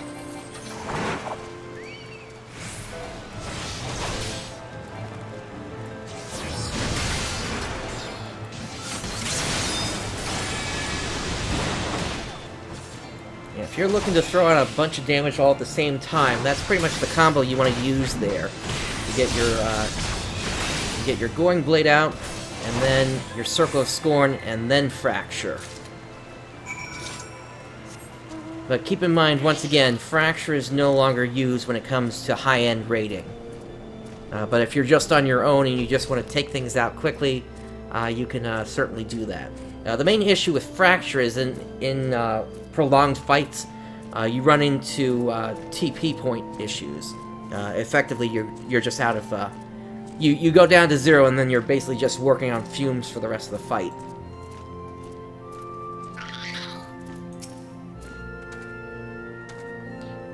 I was able to gather a goodly amount of nectar from the land traps, though I would not have known how to harvest it without Yuzel's help.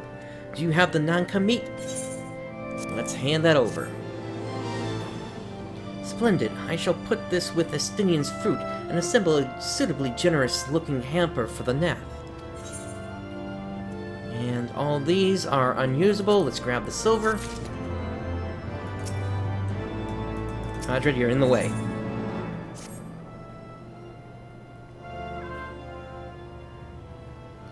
Well, everything appears to be in order, assuming no one has any objections to my choice of presentation. I shall place our offering at the trading post as instructed. Were I of the Nath, I think I would be suitably impressed.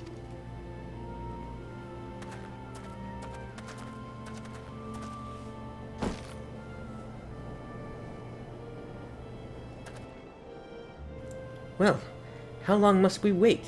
Should we have sounded a signal or some such?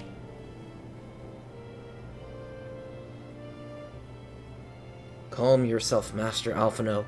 Our offering has not gone unnoticed.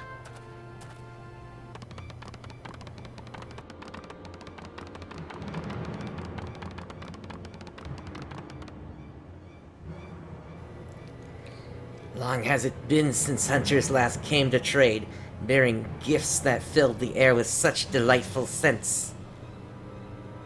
Landtrap nectar, Calum tree fruit, and Nanka flesh. What delectable foods you have brought for us. Our meager existence is much enriched by your bounty. Come, hunters. Come to our hive if you would trade. Cramped and stifling our homes are, but the rancid incense keeps the dragons at bay. Cramped, stifling, and horribly smelly. But better to live in stench than be cracked and crunched by dragon jaws. Yes? Come, come, it is not far.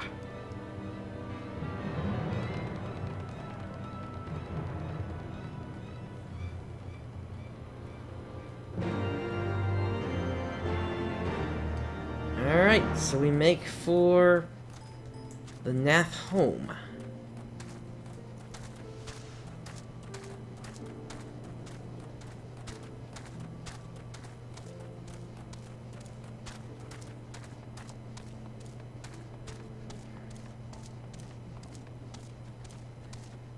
Or in this case, the Vath.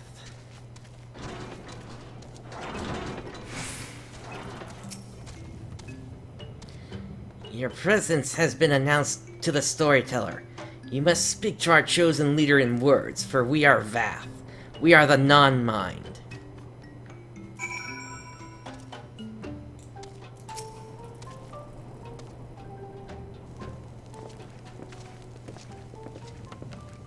Welcome to our hive, hunters.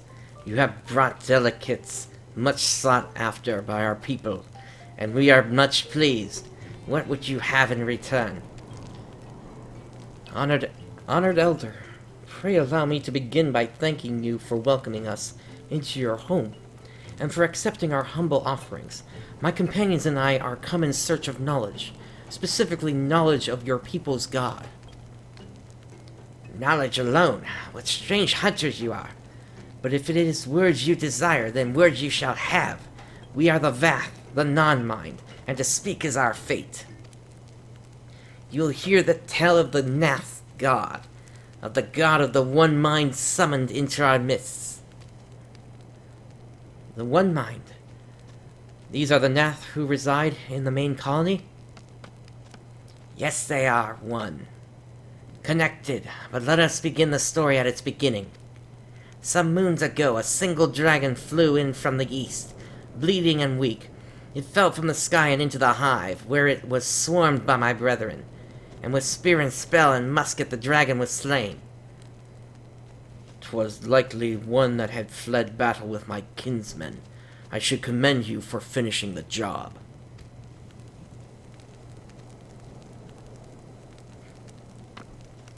Dragons are fierce and terrible adversaries. The one mind would always cower when their winged shadows passed over the ground. But no longer. They had learned that a battle-weary Dravanian was easy prey. Thus did the Overmind decide to heed the words of the black-robed men. The one mind would call forth our god and unleash his blades upon the dragons. Dravanian lands would become Nath lands, and ever larger would grow our domain. But our god ever hungers. The price he demands in crystal far exceeds the rewards for this war. We of the Vath despise and revile his insatiable existence. Alright, let's see what we got here. So, we've got a Ring of Fending. That will be useful.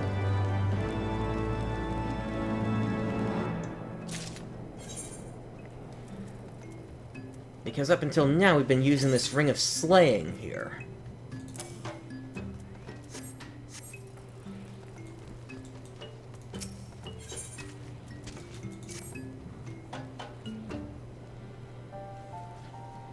I call upon the power of a primal for the greater good, conscious all the while that I do so at grave cost to the land. I reason that it is a necessary evil, and willingly shoulder the burden of my sin. In suggesting that such crimes can be justified, you may argue that I presume too much, but you must surely see that I am aware of the magnitude of my transgressions. Not so the Nath. They summon their deity for no greater purpose than to expand their dominion. To a scion of the Seventh Dawn, one sworn to eliminate the primal threat, the distinction you draw seems questionable at best, but the fact remains that my own grandfather risked unleashing the power of the 12 in an attempt to prevent the calamity. Thus, while I may not condone your actions, I at least understand them. Not so the Nath, as you so rightly put it. If they truly seek naught but territorial gain, I can only conclude that they are ignorant of the ruinous consequences of their god's insatiable appetite. The longer this primal is suffered to exist, the greater the suffering it will cause. It must be destroyed. How lightly you propose the destruction of this god, Master Alphinaud, a being of whom we know not. Has it occurred to you that you may be sending the Warrior of Light to his death? No, You have the right of it, Estinian. 'Twould seem it is I who am guilty of presuming too much.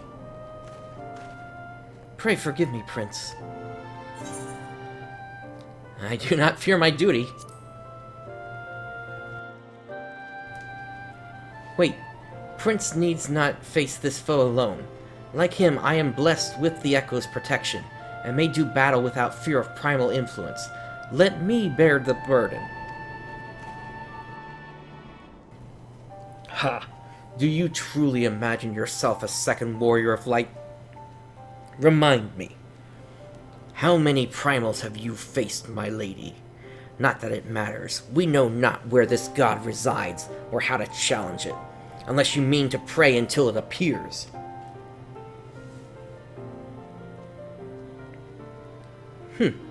Estinian makes a valid point. Let us speak with the Vath and learn how to best secure an audience with their deity. In this, at least, I may be of assistance.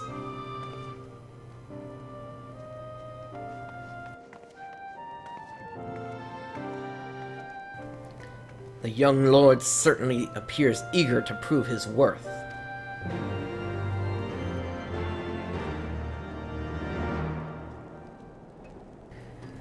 Alright, let us speak with the Vath. We are Vath. We are the non-mind. We do not hear the one mind's thoughts. We cannot predict their will.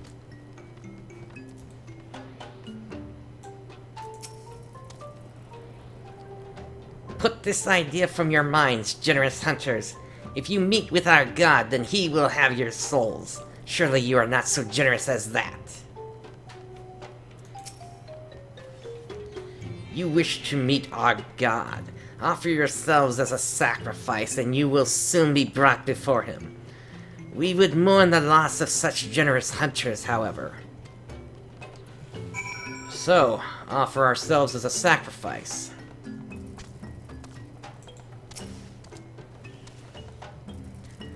You are generous hunters, yes? Many gifts you have brought, but not enough for all Vath to enjoy. Maybe you could bring us just one more. We are very fond of Nanka flesh. Yes, the meat of a young Nanka would make a fine repast. Didn't get enough of that, huh? Alright, let us make our way back to the east then.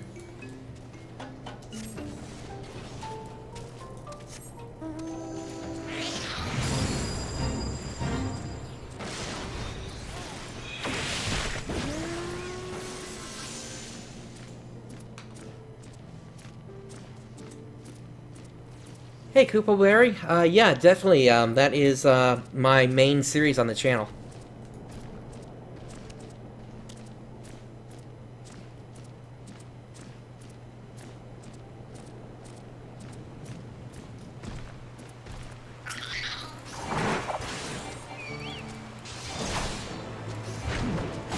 Personally, I'm kind of hoping that with the revelation regarding the Garo event here in Final Fantasy XIV and how long it took for that to become a thing, I'm hoping we'll finally see the other end of the PSO2 crossover sometime in Stormblood now. Because I think Yoshiki said it took like a year and a half for that to become a thing, and PSO2 got its end of the crossover last year.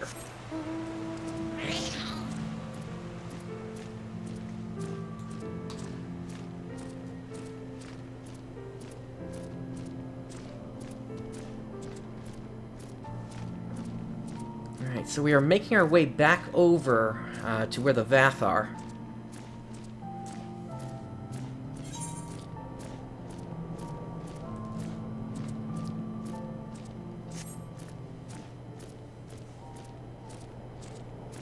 Unfortunately, this place didn't have an Aetheryte, so we can't teleport in. We gotta just make our way around.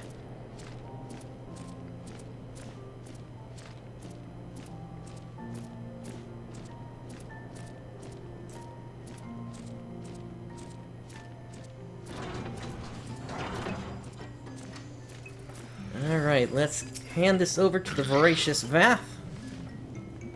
We Vath do enjoy our Nanka flesh. Have you been out hunting yet? Let's hand it over. Another gift for the Vath, so unexpected. Yes, you will have more of the words you strange hunters hunger for. Listen now. The senses of the One Mind are enmeshed by the Overmind.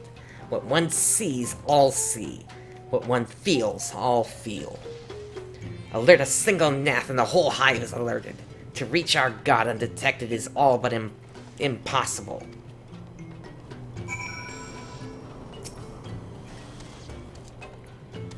The Vath are wont to allude to certain concepts without explanation, but I believe I am beginning to grasp a few of the fundamentals. From what I understand, the king-like Overmind sits at the center of a Nath society, and its presence somehow allows its subjects to communicate without need of word or gesture.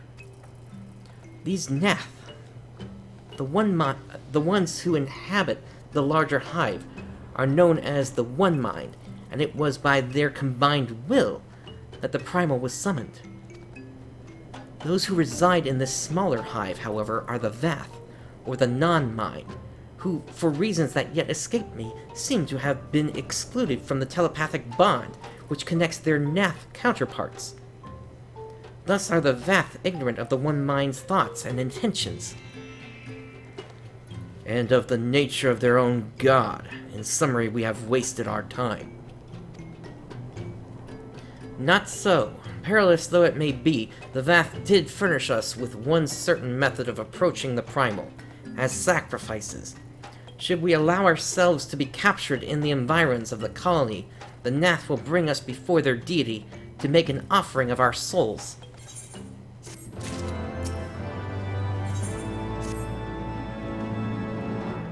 Forgive me, but let us be clear about what it is that you propose. You mean to say that you would deliberately provoke the Nath? Surrender yourself into what might generously be termed their custody? And then wait until their god arrives to claim your soul? Aye, that fairly well describes my plan. You will join me in this endeavor, will you not, Prince? Of course. Judging by the great risks you took to prevent the summoning of Saint Shiva, you are not a man to err on the side of caution. Would that I could fight at your side, Warrior of Light, but the power of the dragon is no protection against primal influence. Forgive me, but I must remain here with Master Alphinaud. Then it is settled. Prince, you and I shall challenge the guards at the entrance to the colony. Once the hive is roused, we shall feign a brief show of resistance, and then allow them to take us prisoner.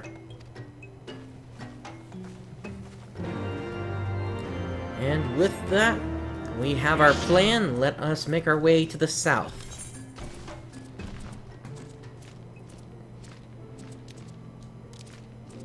All the way to the south, in fact.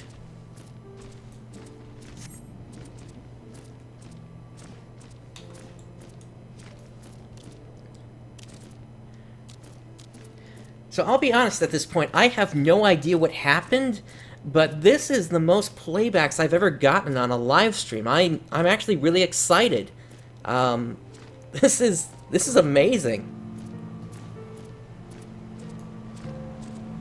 In terms of just views, the only time I've gotten more views than this is basically whenever I've done one of my regular uploads, and that over time accumulates the views. That and the occasional special thing that I do, like the Phantasy Star retrospective.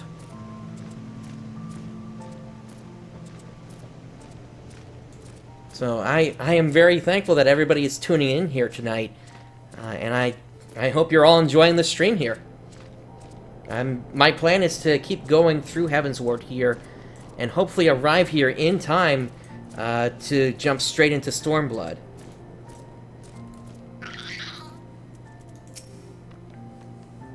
Intruders, your lives are forfeit.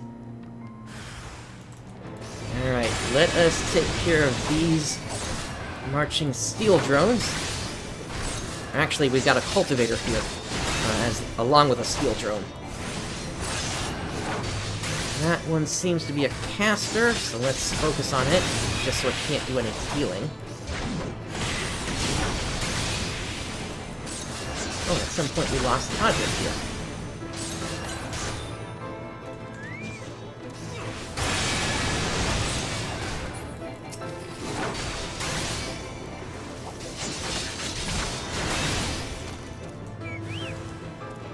More. I'm trying to remember if we have to go into the hive arena to actually get to the fight, or if this is it.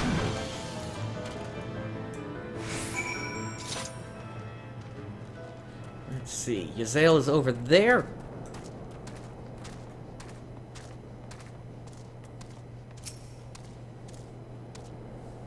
The Overmind must by now be aware of our intrusion.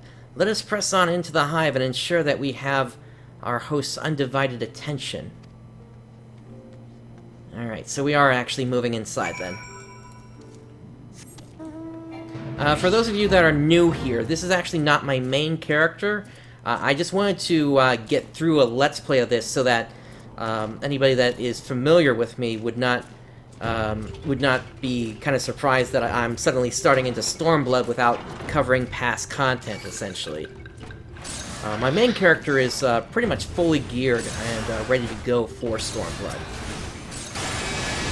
And that character, unlike this one, which is on Sargatanis, That one is on Balma.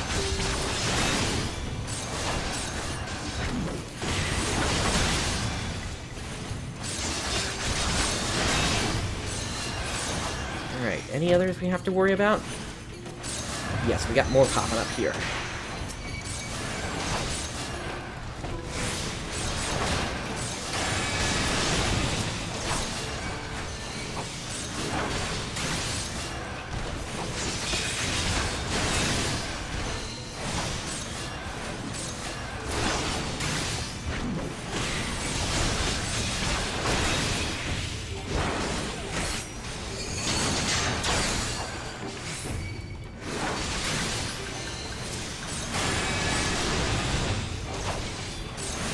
We even got a third group popping up here.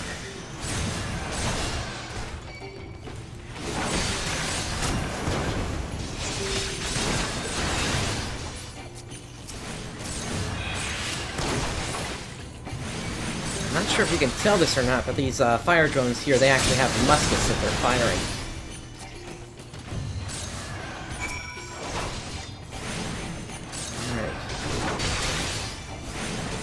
Finish this guy off so that we can move on.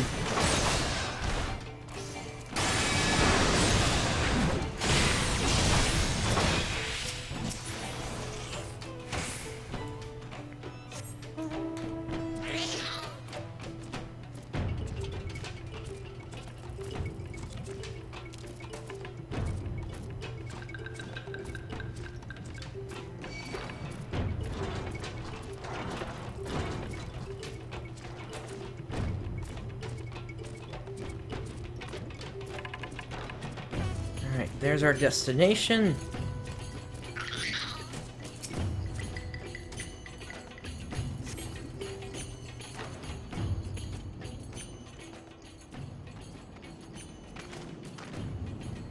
That should be sufficient.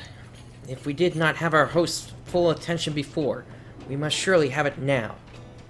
Our audience with the Primal may be granted soon after our capture. Pray advise me once you have steeled your mind for the battle to come.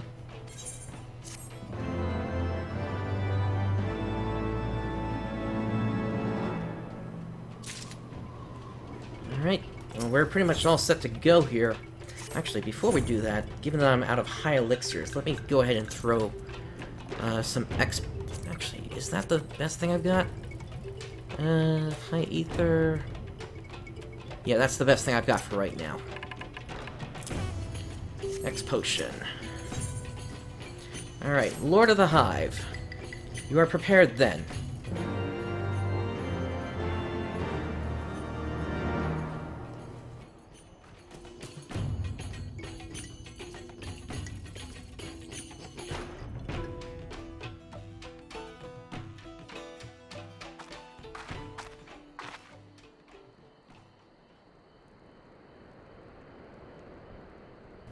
Hold here, Prince.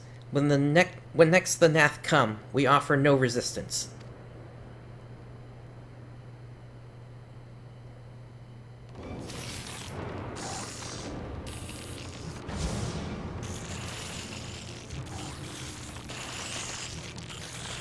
Surrender, intruders. There is no escape.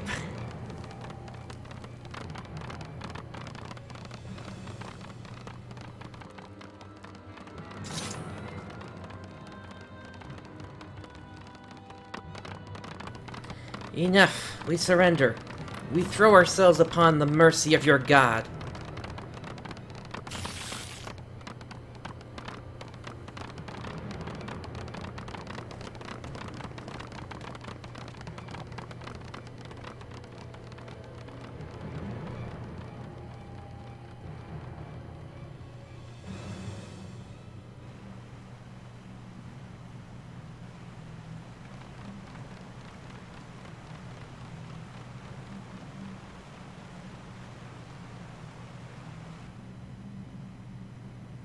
They seem eager to proceed. Good. When they take us before their lord, pray leave matters to me. If what I know of summoning rituals holds true, I shall be well placed to act. Mark the sound of the river rushing through the ravine behind us. Passing loud, is it not? I imagine the noise would serve to mask our escape should we need to withdraw temporarily. But you are prepared, are you not? I do hope so. If I were to be dragged away for sacrifice while you were haggling over the price of potions, I should not be amused. No, I've made sure to bring some with me.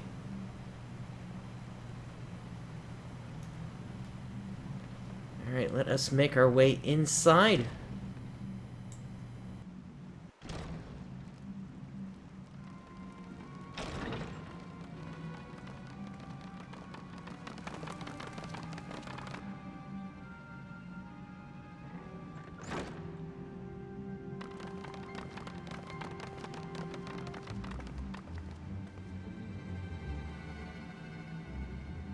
Now we have but to wait.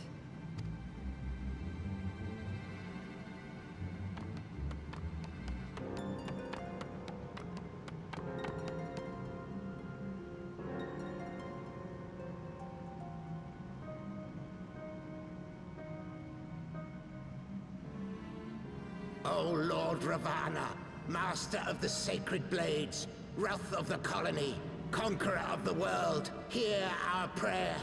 Pray grant unto your devoted children the gift of your divine presence.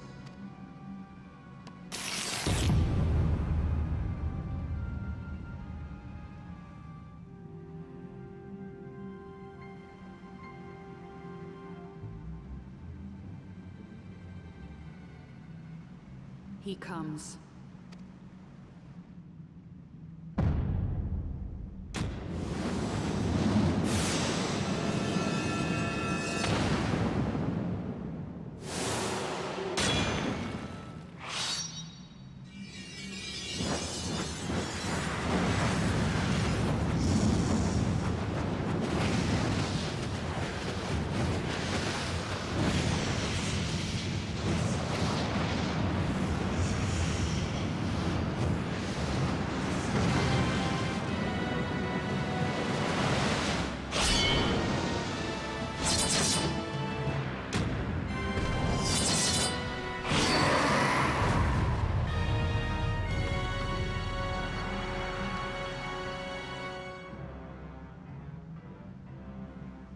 All strength to the colony. Speak and I shall listen. Oh, glorious General, we have captured intruders and would make unto you an offering of their life's blood. These feeble fleshlings dared to invade Natlands. Hear me, Lord Ravana. My companion and I did not come to contest your children's territory. We wished only to learn the reason you wage war against the dragons.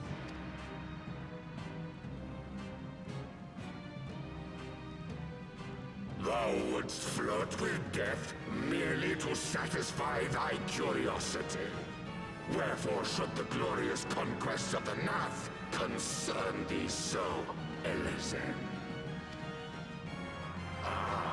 Mayhap thine own kind struggle against the worms fareth poorly, and thou art desirous of a pact. We crave no alliance, Lord Ravana. Only peace. We would bring an end to our war with the dragons. Yet so long as they remain embroiled in this conflict with your children, our goal shall remain out of reach. Never before have the Nath risen up in such numbers, and never yet with you at their head. Why do you lead them to war? Thy question hath no meaning. To live is but to fight. Long have my children waited, gathering their strength in the shadow of thy ceaseless conflict. The Nath would see the Dravanians slain, and their territory secured. And by such fervent prayers am I now given form and purpose.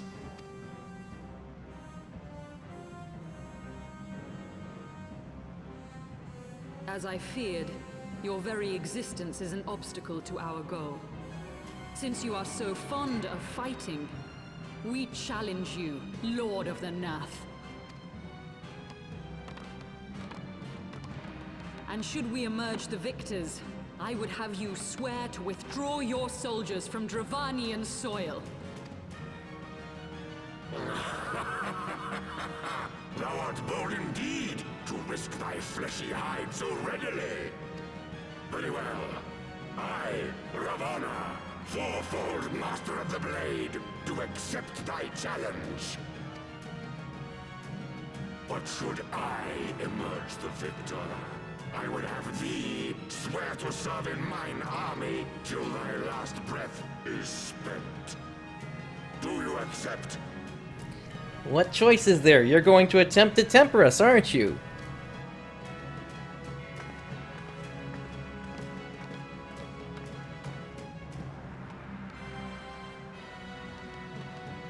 I do.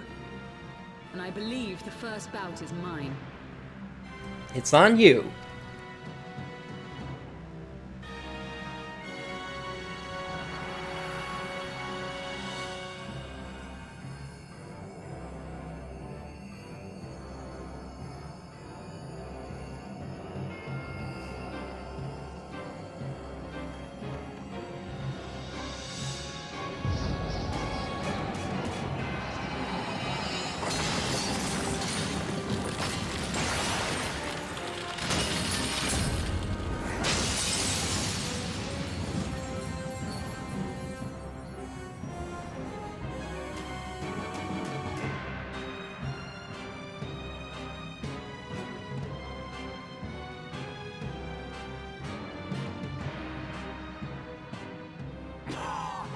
What is this?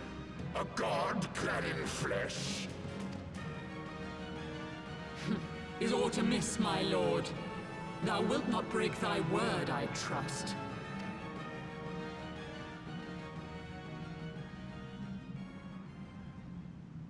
Mine oath is unbending as steel, little goddess. Thy ruse will but add to mine enjoyment.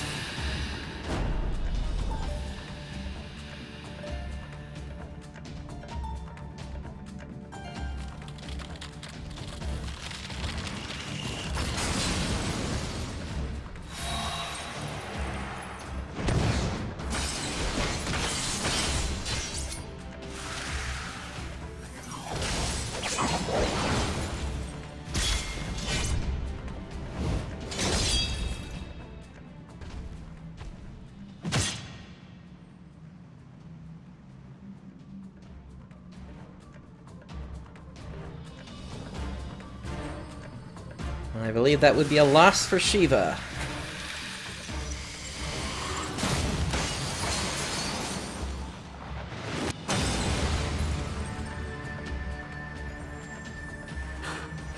I thought myself stronger.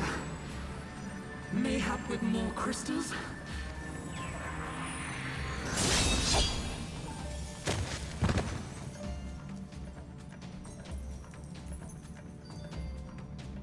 Be thou god or maid, thou art nothing to me. And what of thee, mortal? Art thou warrior or craven? Warrior, of course.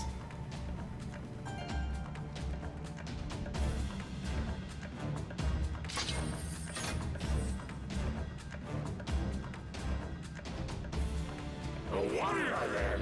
Good! Mayhap thou will provide more sport than thy feeble companion.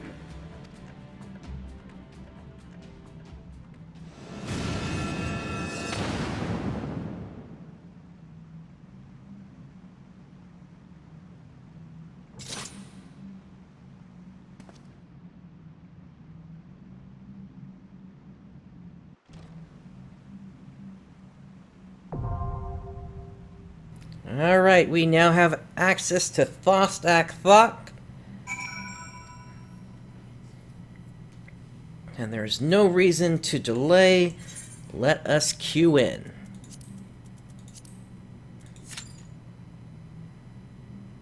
Now, hopefully this won't take too long here, but while we wait, let's check on Yazel. Forgive me, I was overconfident. Alright, and let's see what the Nath are saying here. The wrath of the colony is undefeated. Victory to the Nath.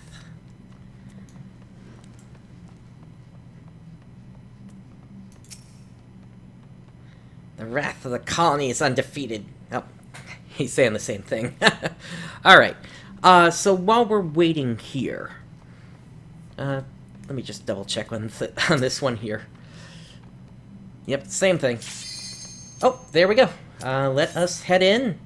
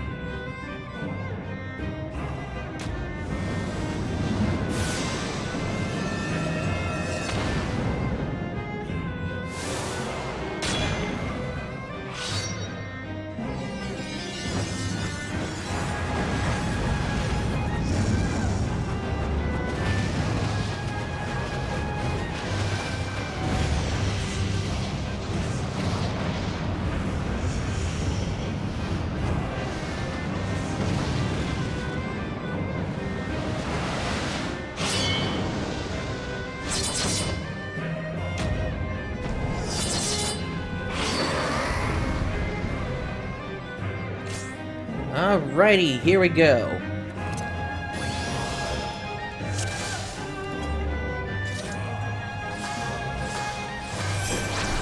So, this guy does a bunch of stuff here. Let's see. Yes, there goes the stone skin too. Basically, this guy has a bunch of phases here. A lot of the time he is unattackable. But that is not the case right now. We can open up like this, and what I'm going to be doing is I'm going to be watching for him to do certain things here. That's why I brought my focus target out.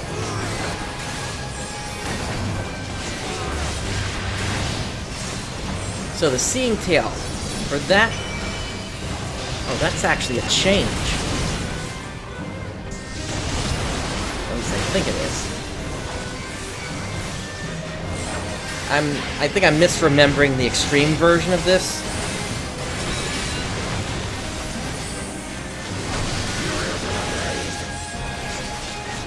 But anyway, what he's doing right now is he's changing stances. You can see that up here. He is optimized right now for offense, and he's using this ability, Prelude to Slaughter. And this is basically, you're okay to keep attacking him for at least a little bit. Eventually, you do want to clear out, so you don't get hit. And now he's going to go up, he's going to do a bunch of line AoEs, just find a safe spot to go into. And then get into the center as quickly as you can.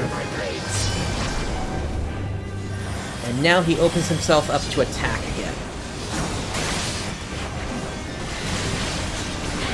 Now he's going to he's going to use Slaughter now, and for this one you want to make sure you're behind him, based on the way that this little directional arrow is pointing. That way you will avoid his next attack completely. There we go. He's going up into the sky, more line AoEs. He also does circles on other players, just try to get away from them as best you can.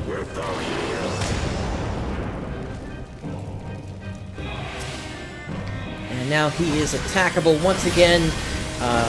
Fairly soon he should be bringing out these butterflies. Right, the Seeing Tail, I'm getting to his side. There we go. You want to make sure that you get him on a side that he is not facing, so that, or rather that shield is not going to be up there. Let me pop a cooldown there just so I survive that. Alright, yeah, and these Spirit Ganas are basically what are coming out here. They need to go down, or else his ultimate attack will not be survivable. Alright, the Seeing Tail once again. If you attack him on the side where he does have the shield up, he is going to counter you.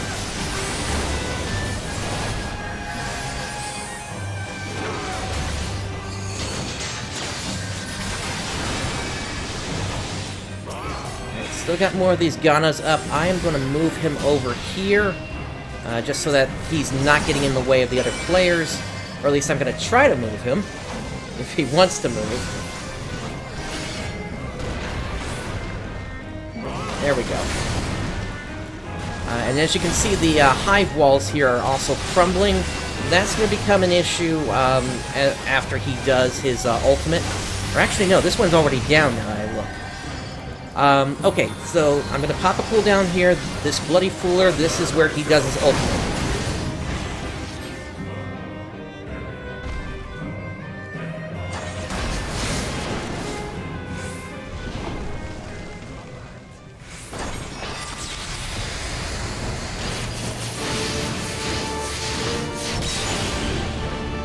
Alright, there we go.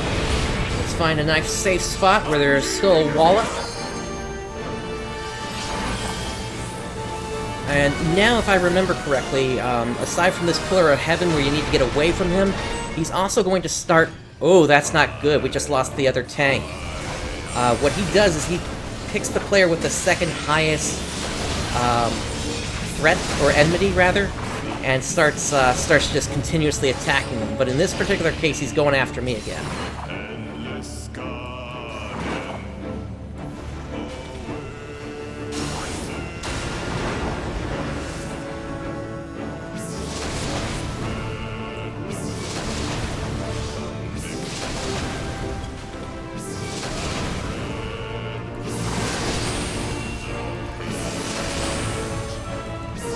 Telling them to get the other healer back up.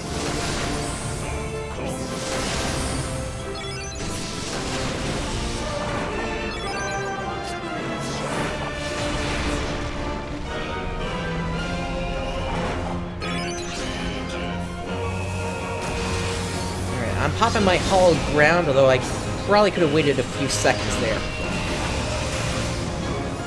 Okay, we got Swift Slaughter coming up. He's going to put these marks above everybody's heads, and that's who he's going to attack next. I'm going to cover the other healer if I can.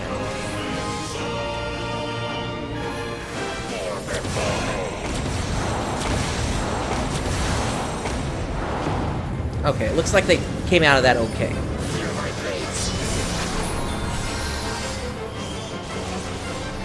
Now everybody gets out of the pool. And then one more... Actually, no, he should be attacked.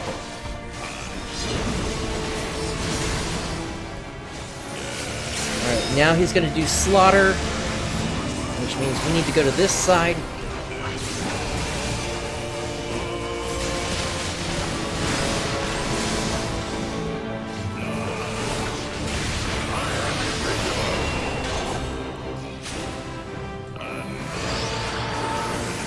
I've got a mark on me. Unfortunately, I can't do anything to get out of here.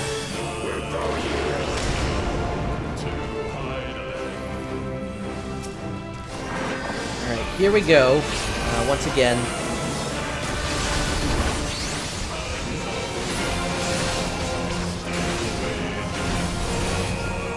Alright, just to help these guys out. Let's go Party, Signs. And I'm going to put an X above my head just so people can see where I am, so that they don't come near me.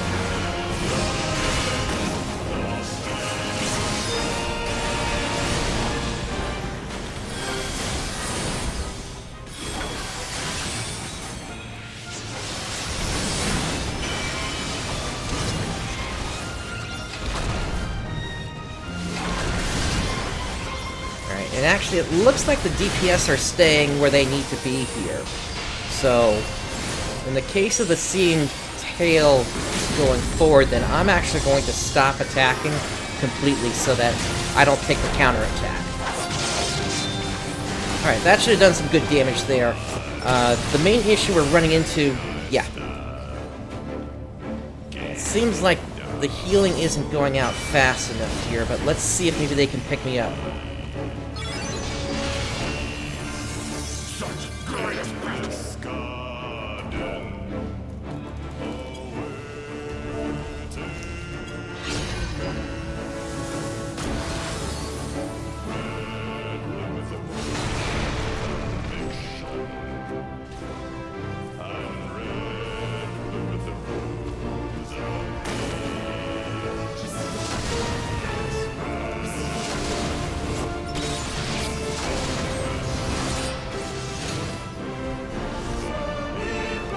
Hope they get that raise in time. Nope.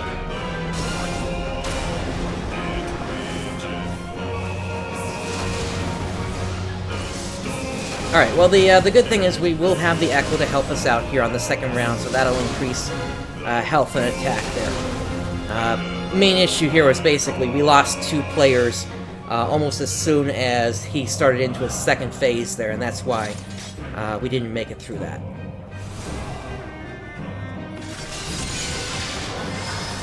And it's just simply, people gotta be careful, they gotta make sure they are actually up against the wall. Once they do that, we should be okay. Alright, let's get this going.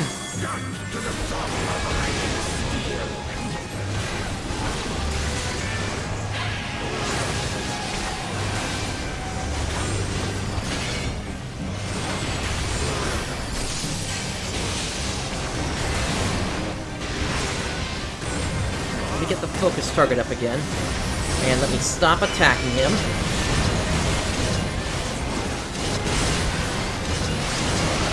Okay, we should be good now. That buff from doesn't last that long in terms of counterattack.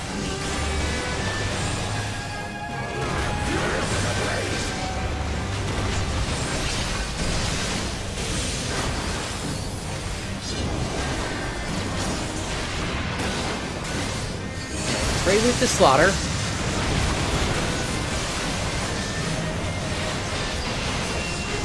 Typically you've got enough time to get a full 1-2-3 combo out. I might have cut that a little too close. Yep.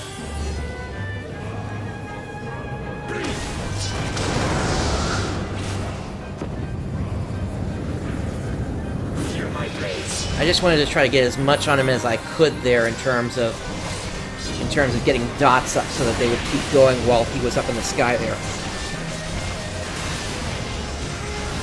Everybody behind him.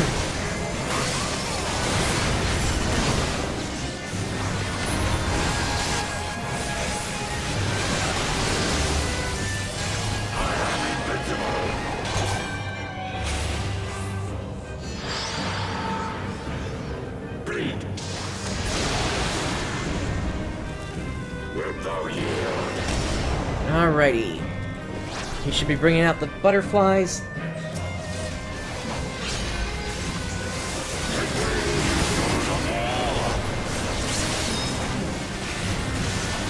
Alright, stop attacking.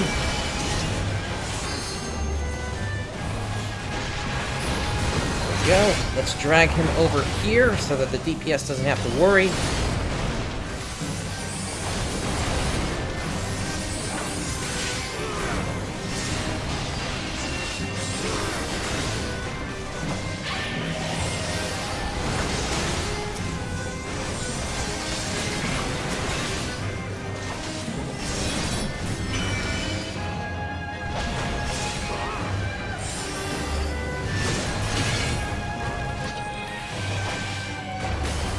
Okay.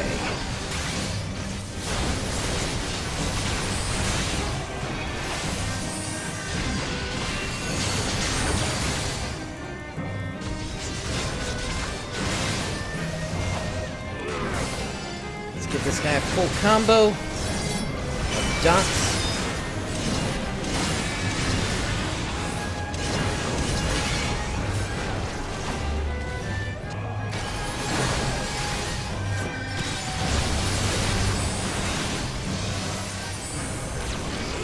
just gonna move him slightly so I do have something against my back here. Alright, he's doing his Bloody Fuller.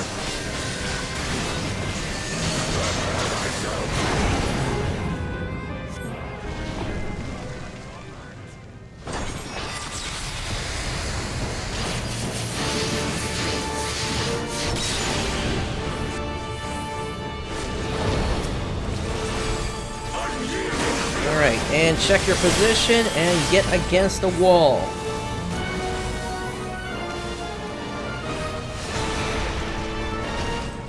Much better.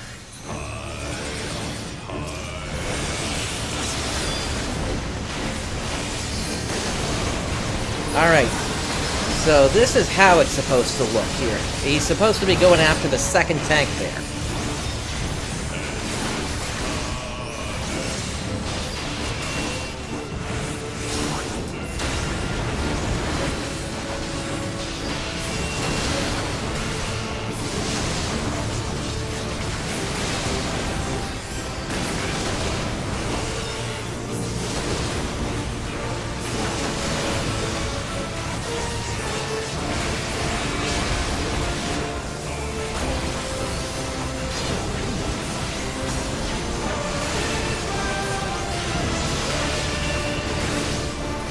He's doing Switch Slaughter again here. He's putting those markers above everybody.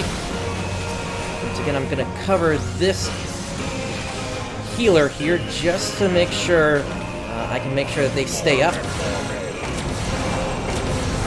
There we go. I took the damage instead. It looks like that was actually a really good idea there.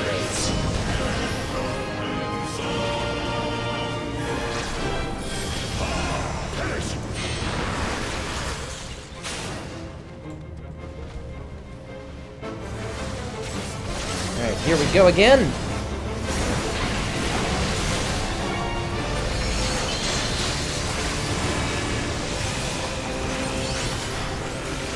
this one is Prelude, so we just have to get out in time.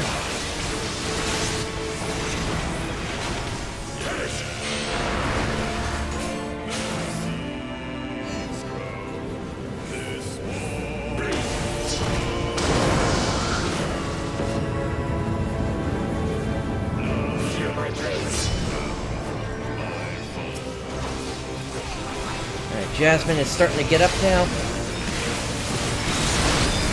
That was actually a pretty good idea for them to hold off on rezzing just yet there.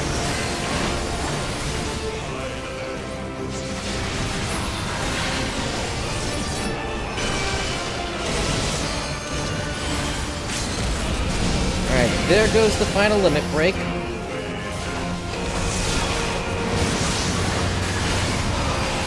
Alright, I'm down, but they should be close enough to finish it.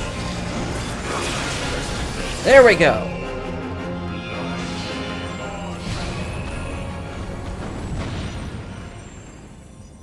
Thus does the sacred rite of combat proclaim the victor.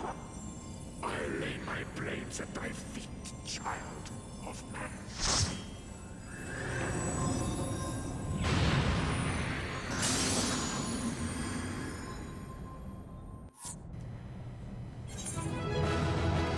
Alright, let's get ourselves back up.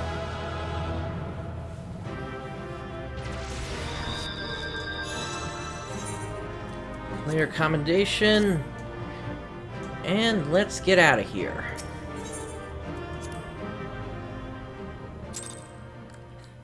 Five player commendation. I think that's the most I've ever gotten in a single trial like that.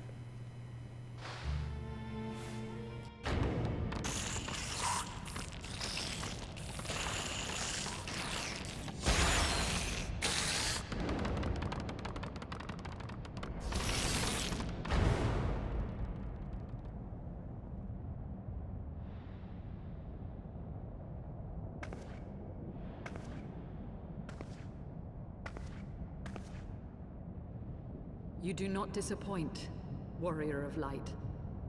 Would that I had your skill in battle. I do begin to see why so many place their faith in you.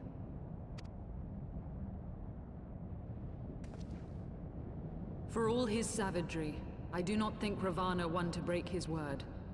Provided the dragons do not trespass upon Nath lands, they should have little to fear of the Primal's biting blades. We have done well, have we not? Come, let us return to Vidofnir and share these glad tidings.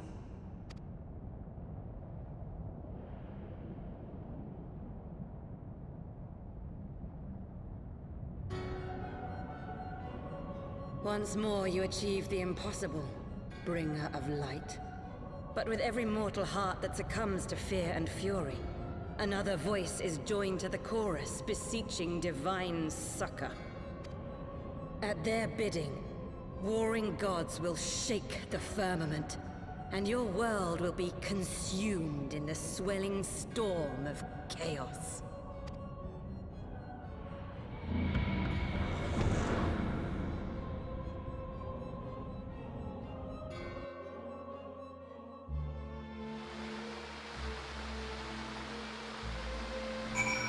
Alright, let's speak to Yazel. Never since we first fought have I seen you draw upon the full extent of your power, and never from afar till this day. You are a marvel to behold, Prince.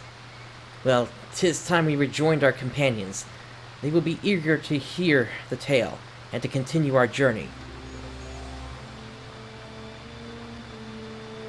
Alright, so Alphinaud is all the way back up there. I think it'll be slightly quicker if I teleport over to Tailfeather, so let me do that.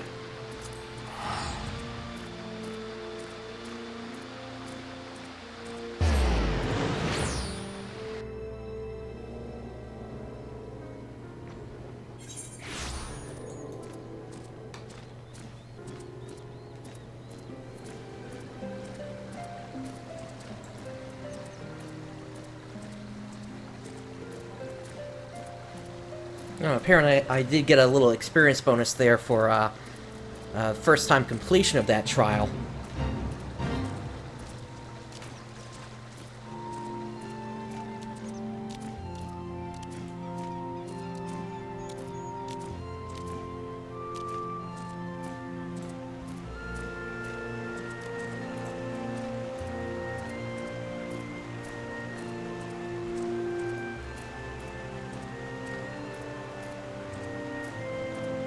Let's see, once we're out of the river here, we need to head north again.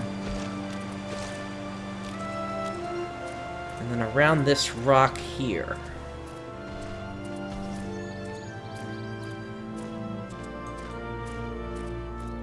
I wish there was a way to get up from there, but apparently this is the only way to actually get inside the Vath home. Aside from coming in from the sky, of course.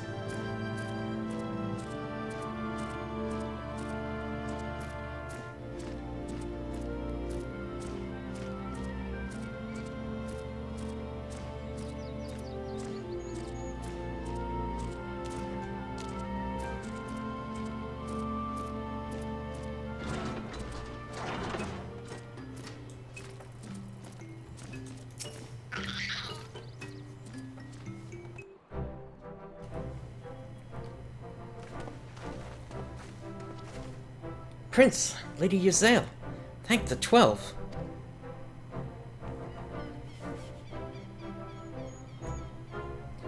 Lord Ravana, you say? How curious that the Vath never mentioned his name. And you are quite certain he will keep his word?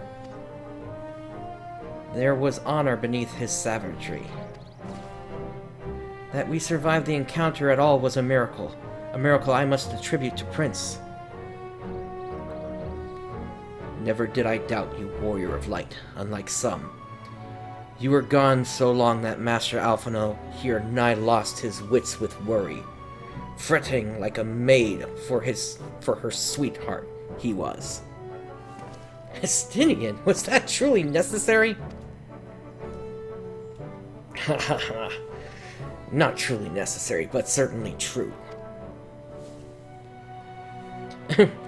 What matters is that the Primal is banished, and our promise fulfilled.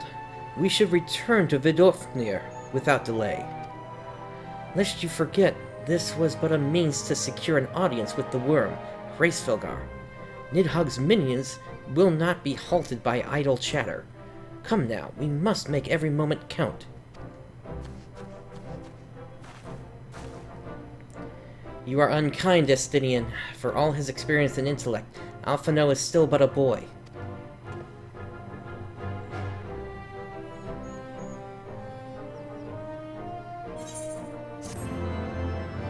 Alright, that quest is complete.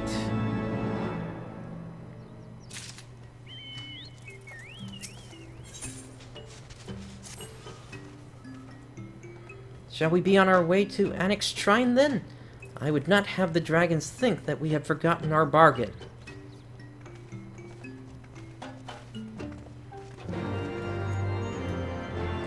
Indeed, we have not forgotten our bargain here.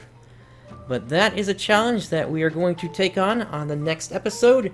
Thank you for joining me today. This is PrinceBrightstar signing off. I'll catch you next time.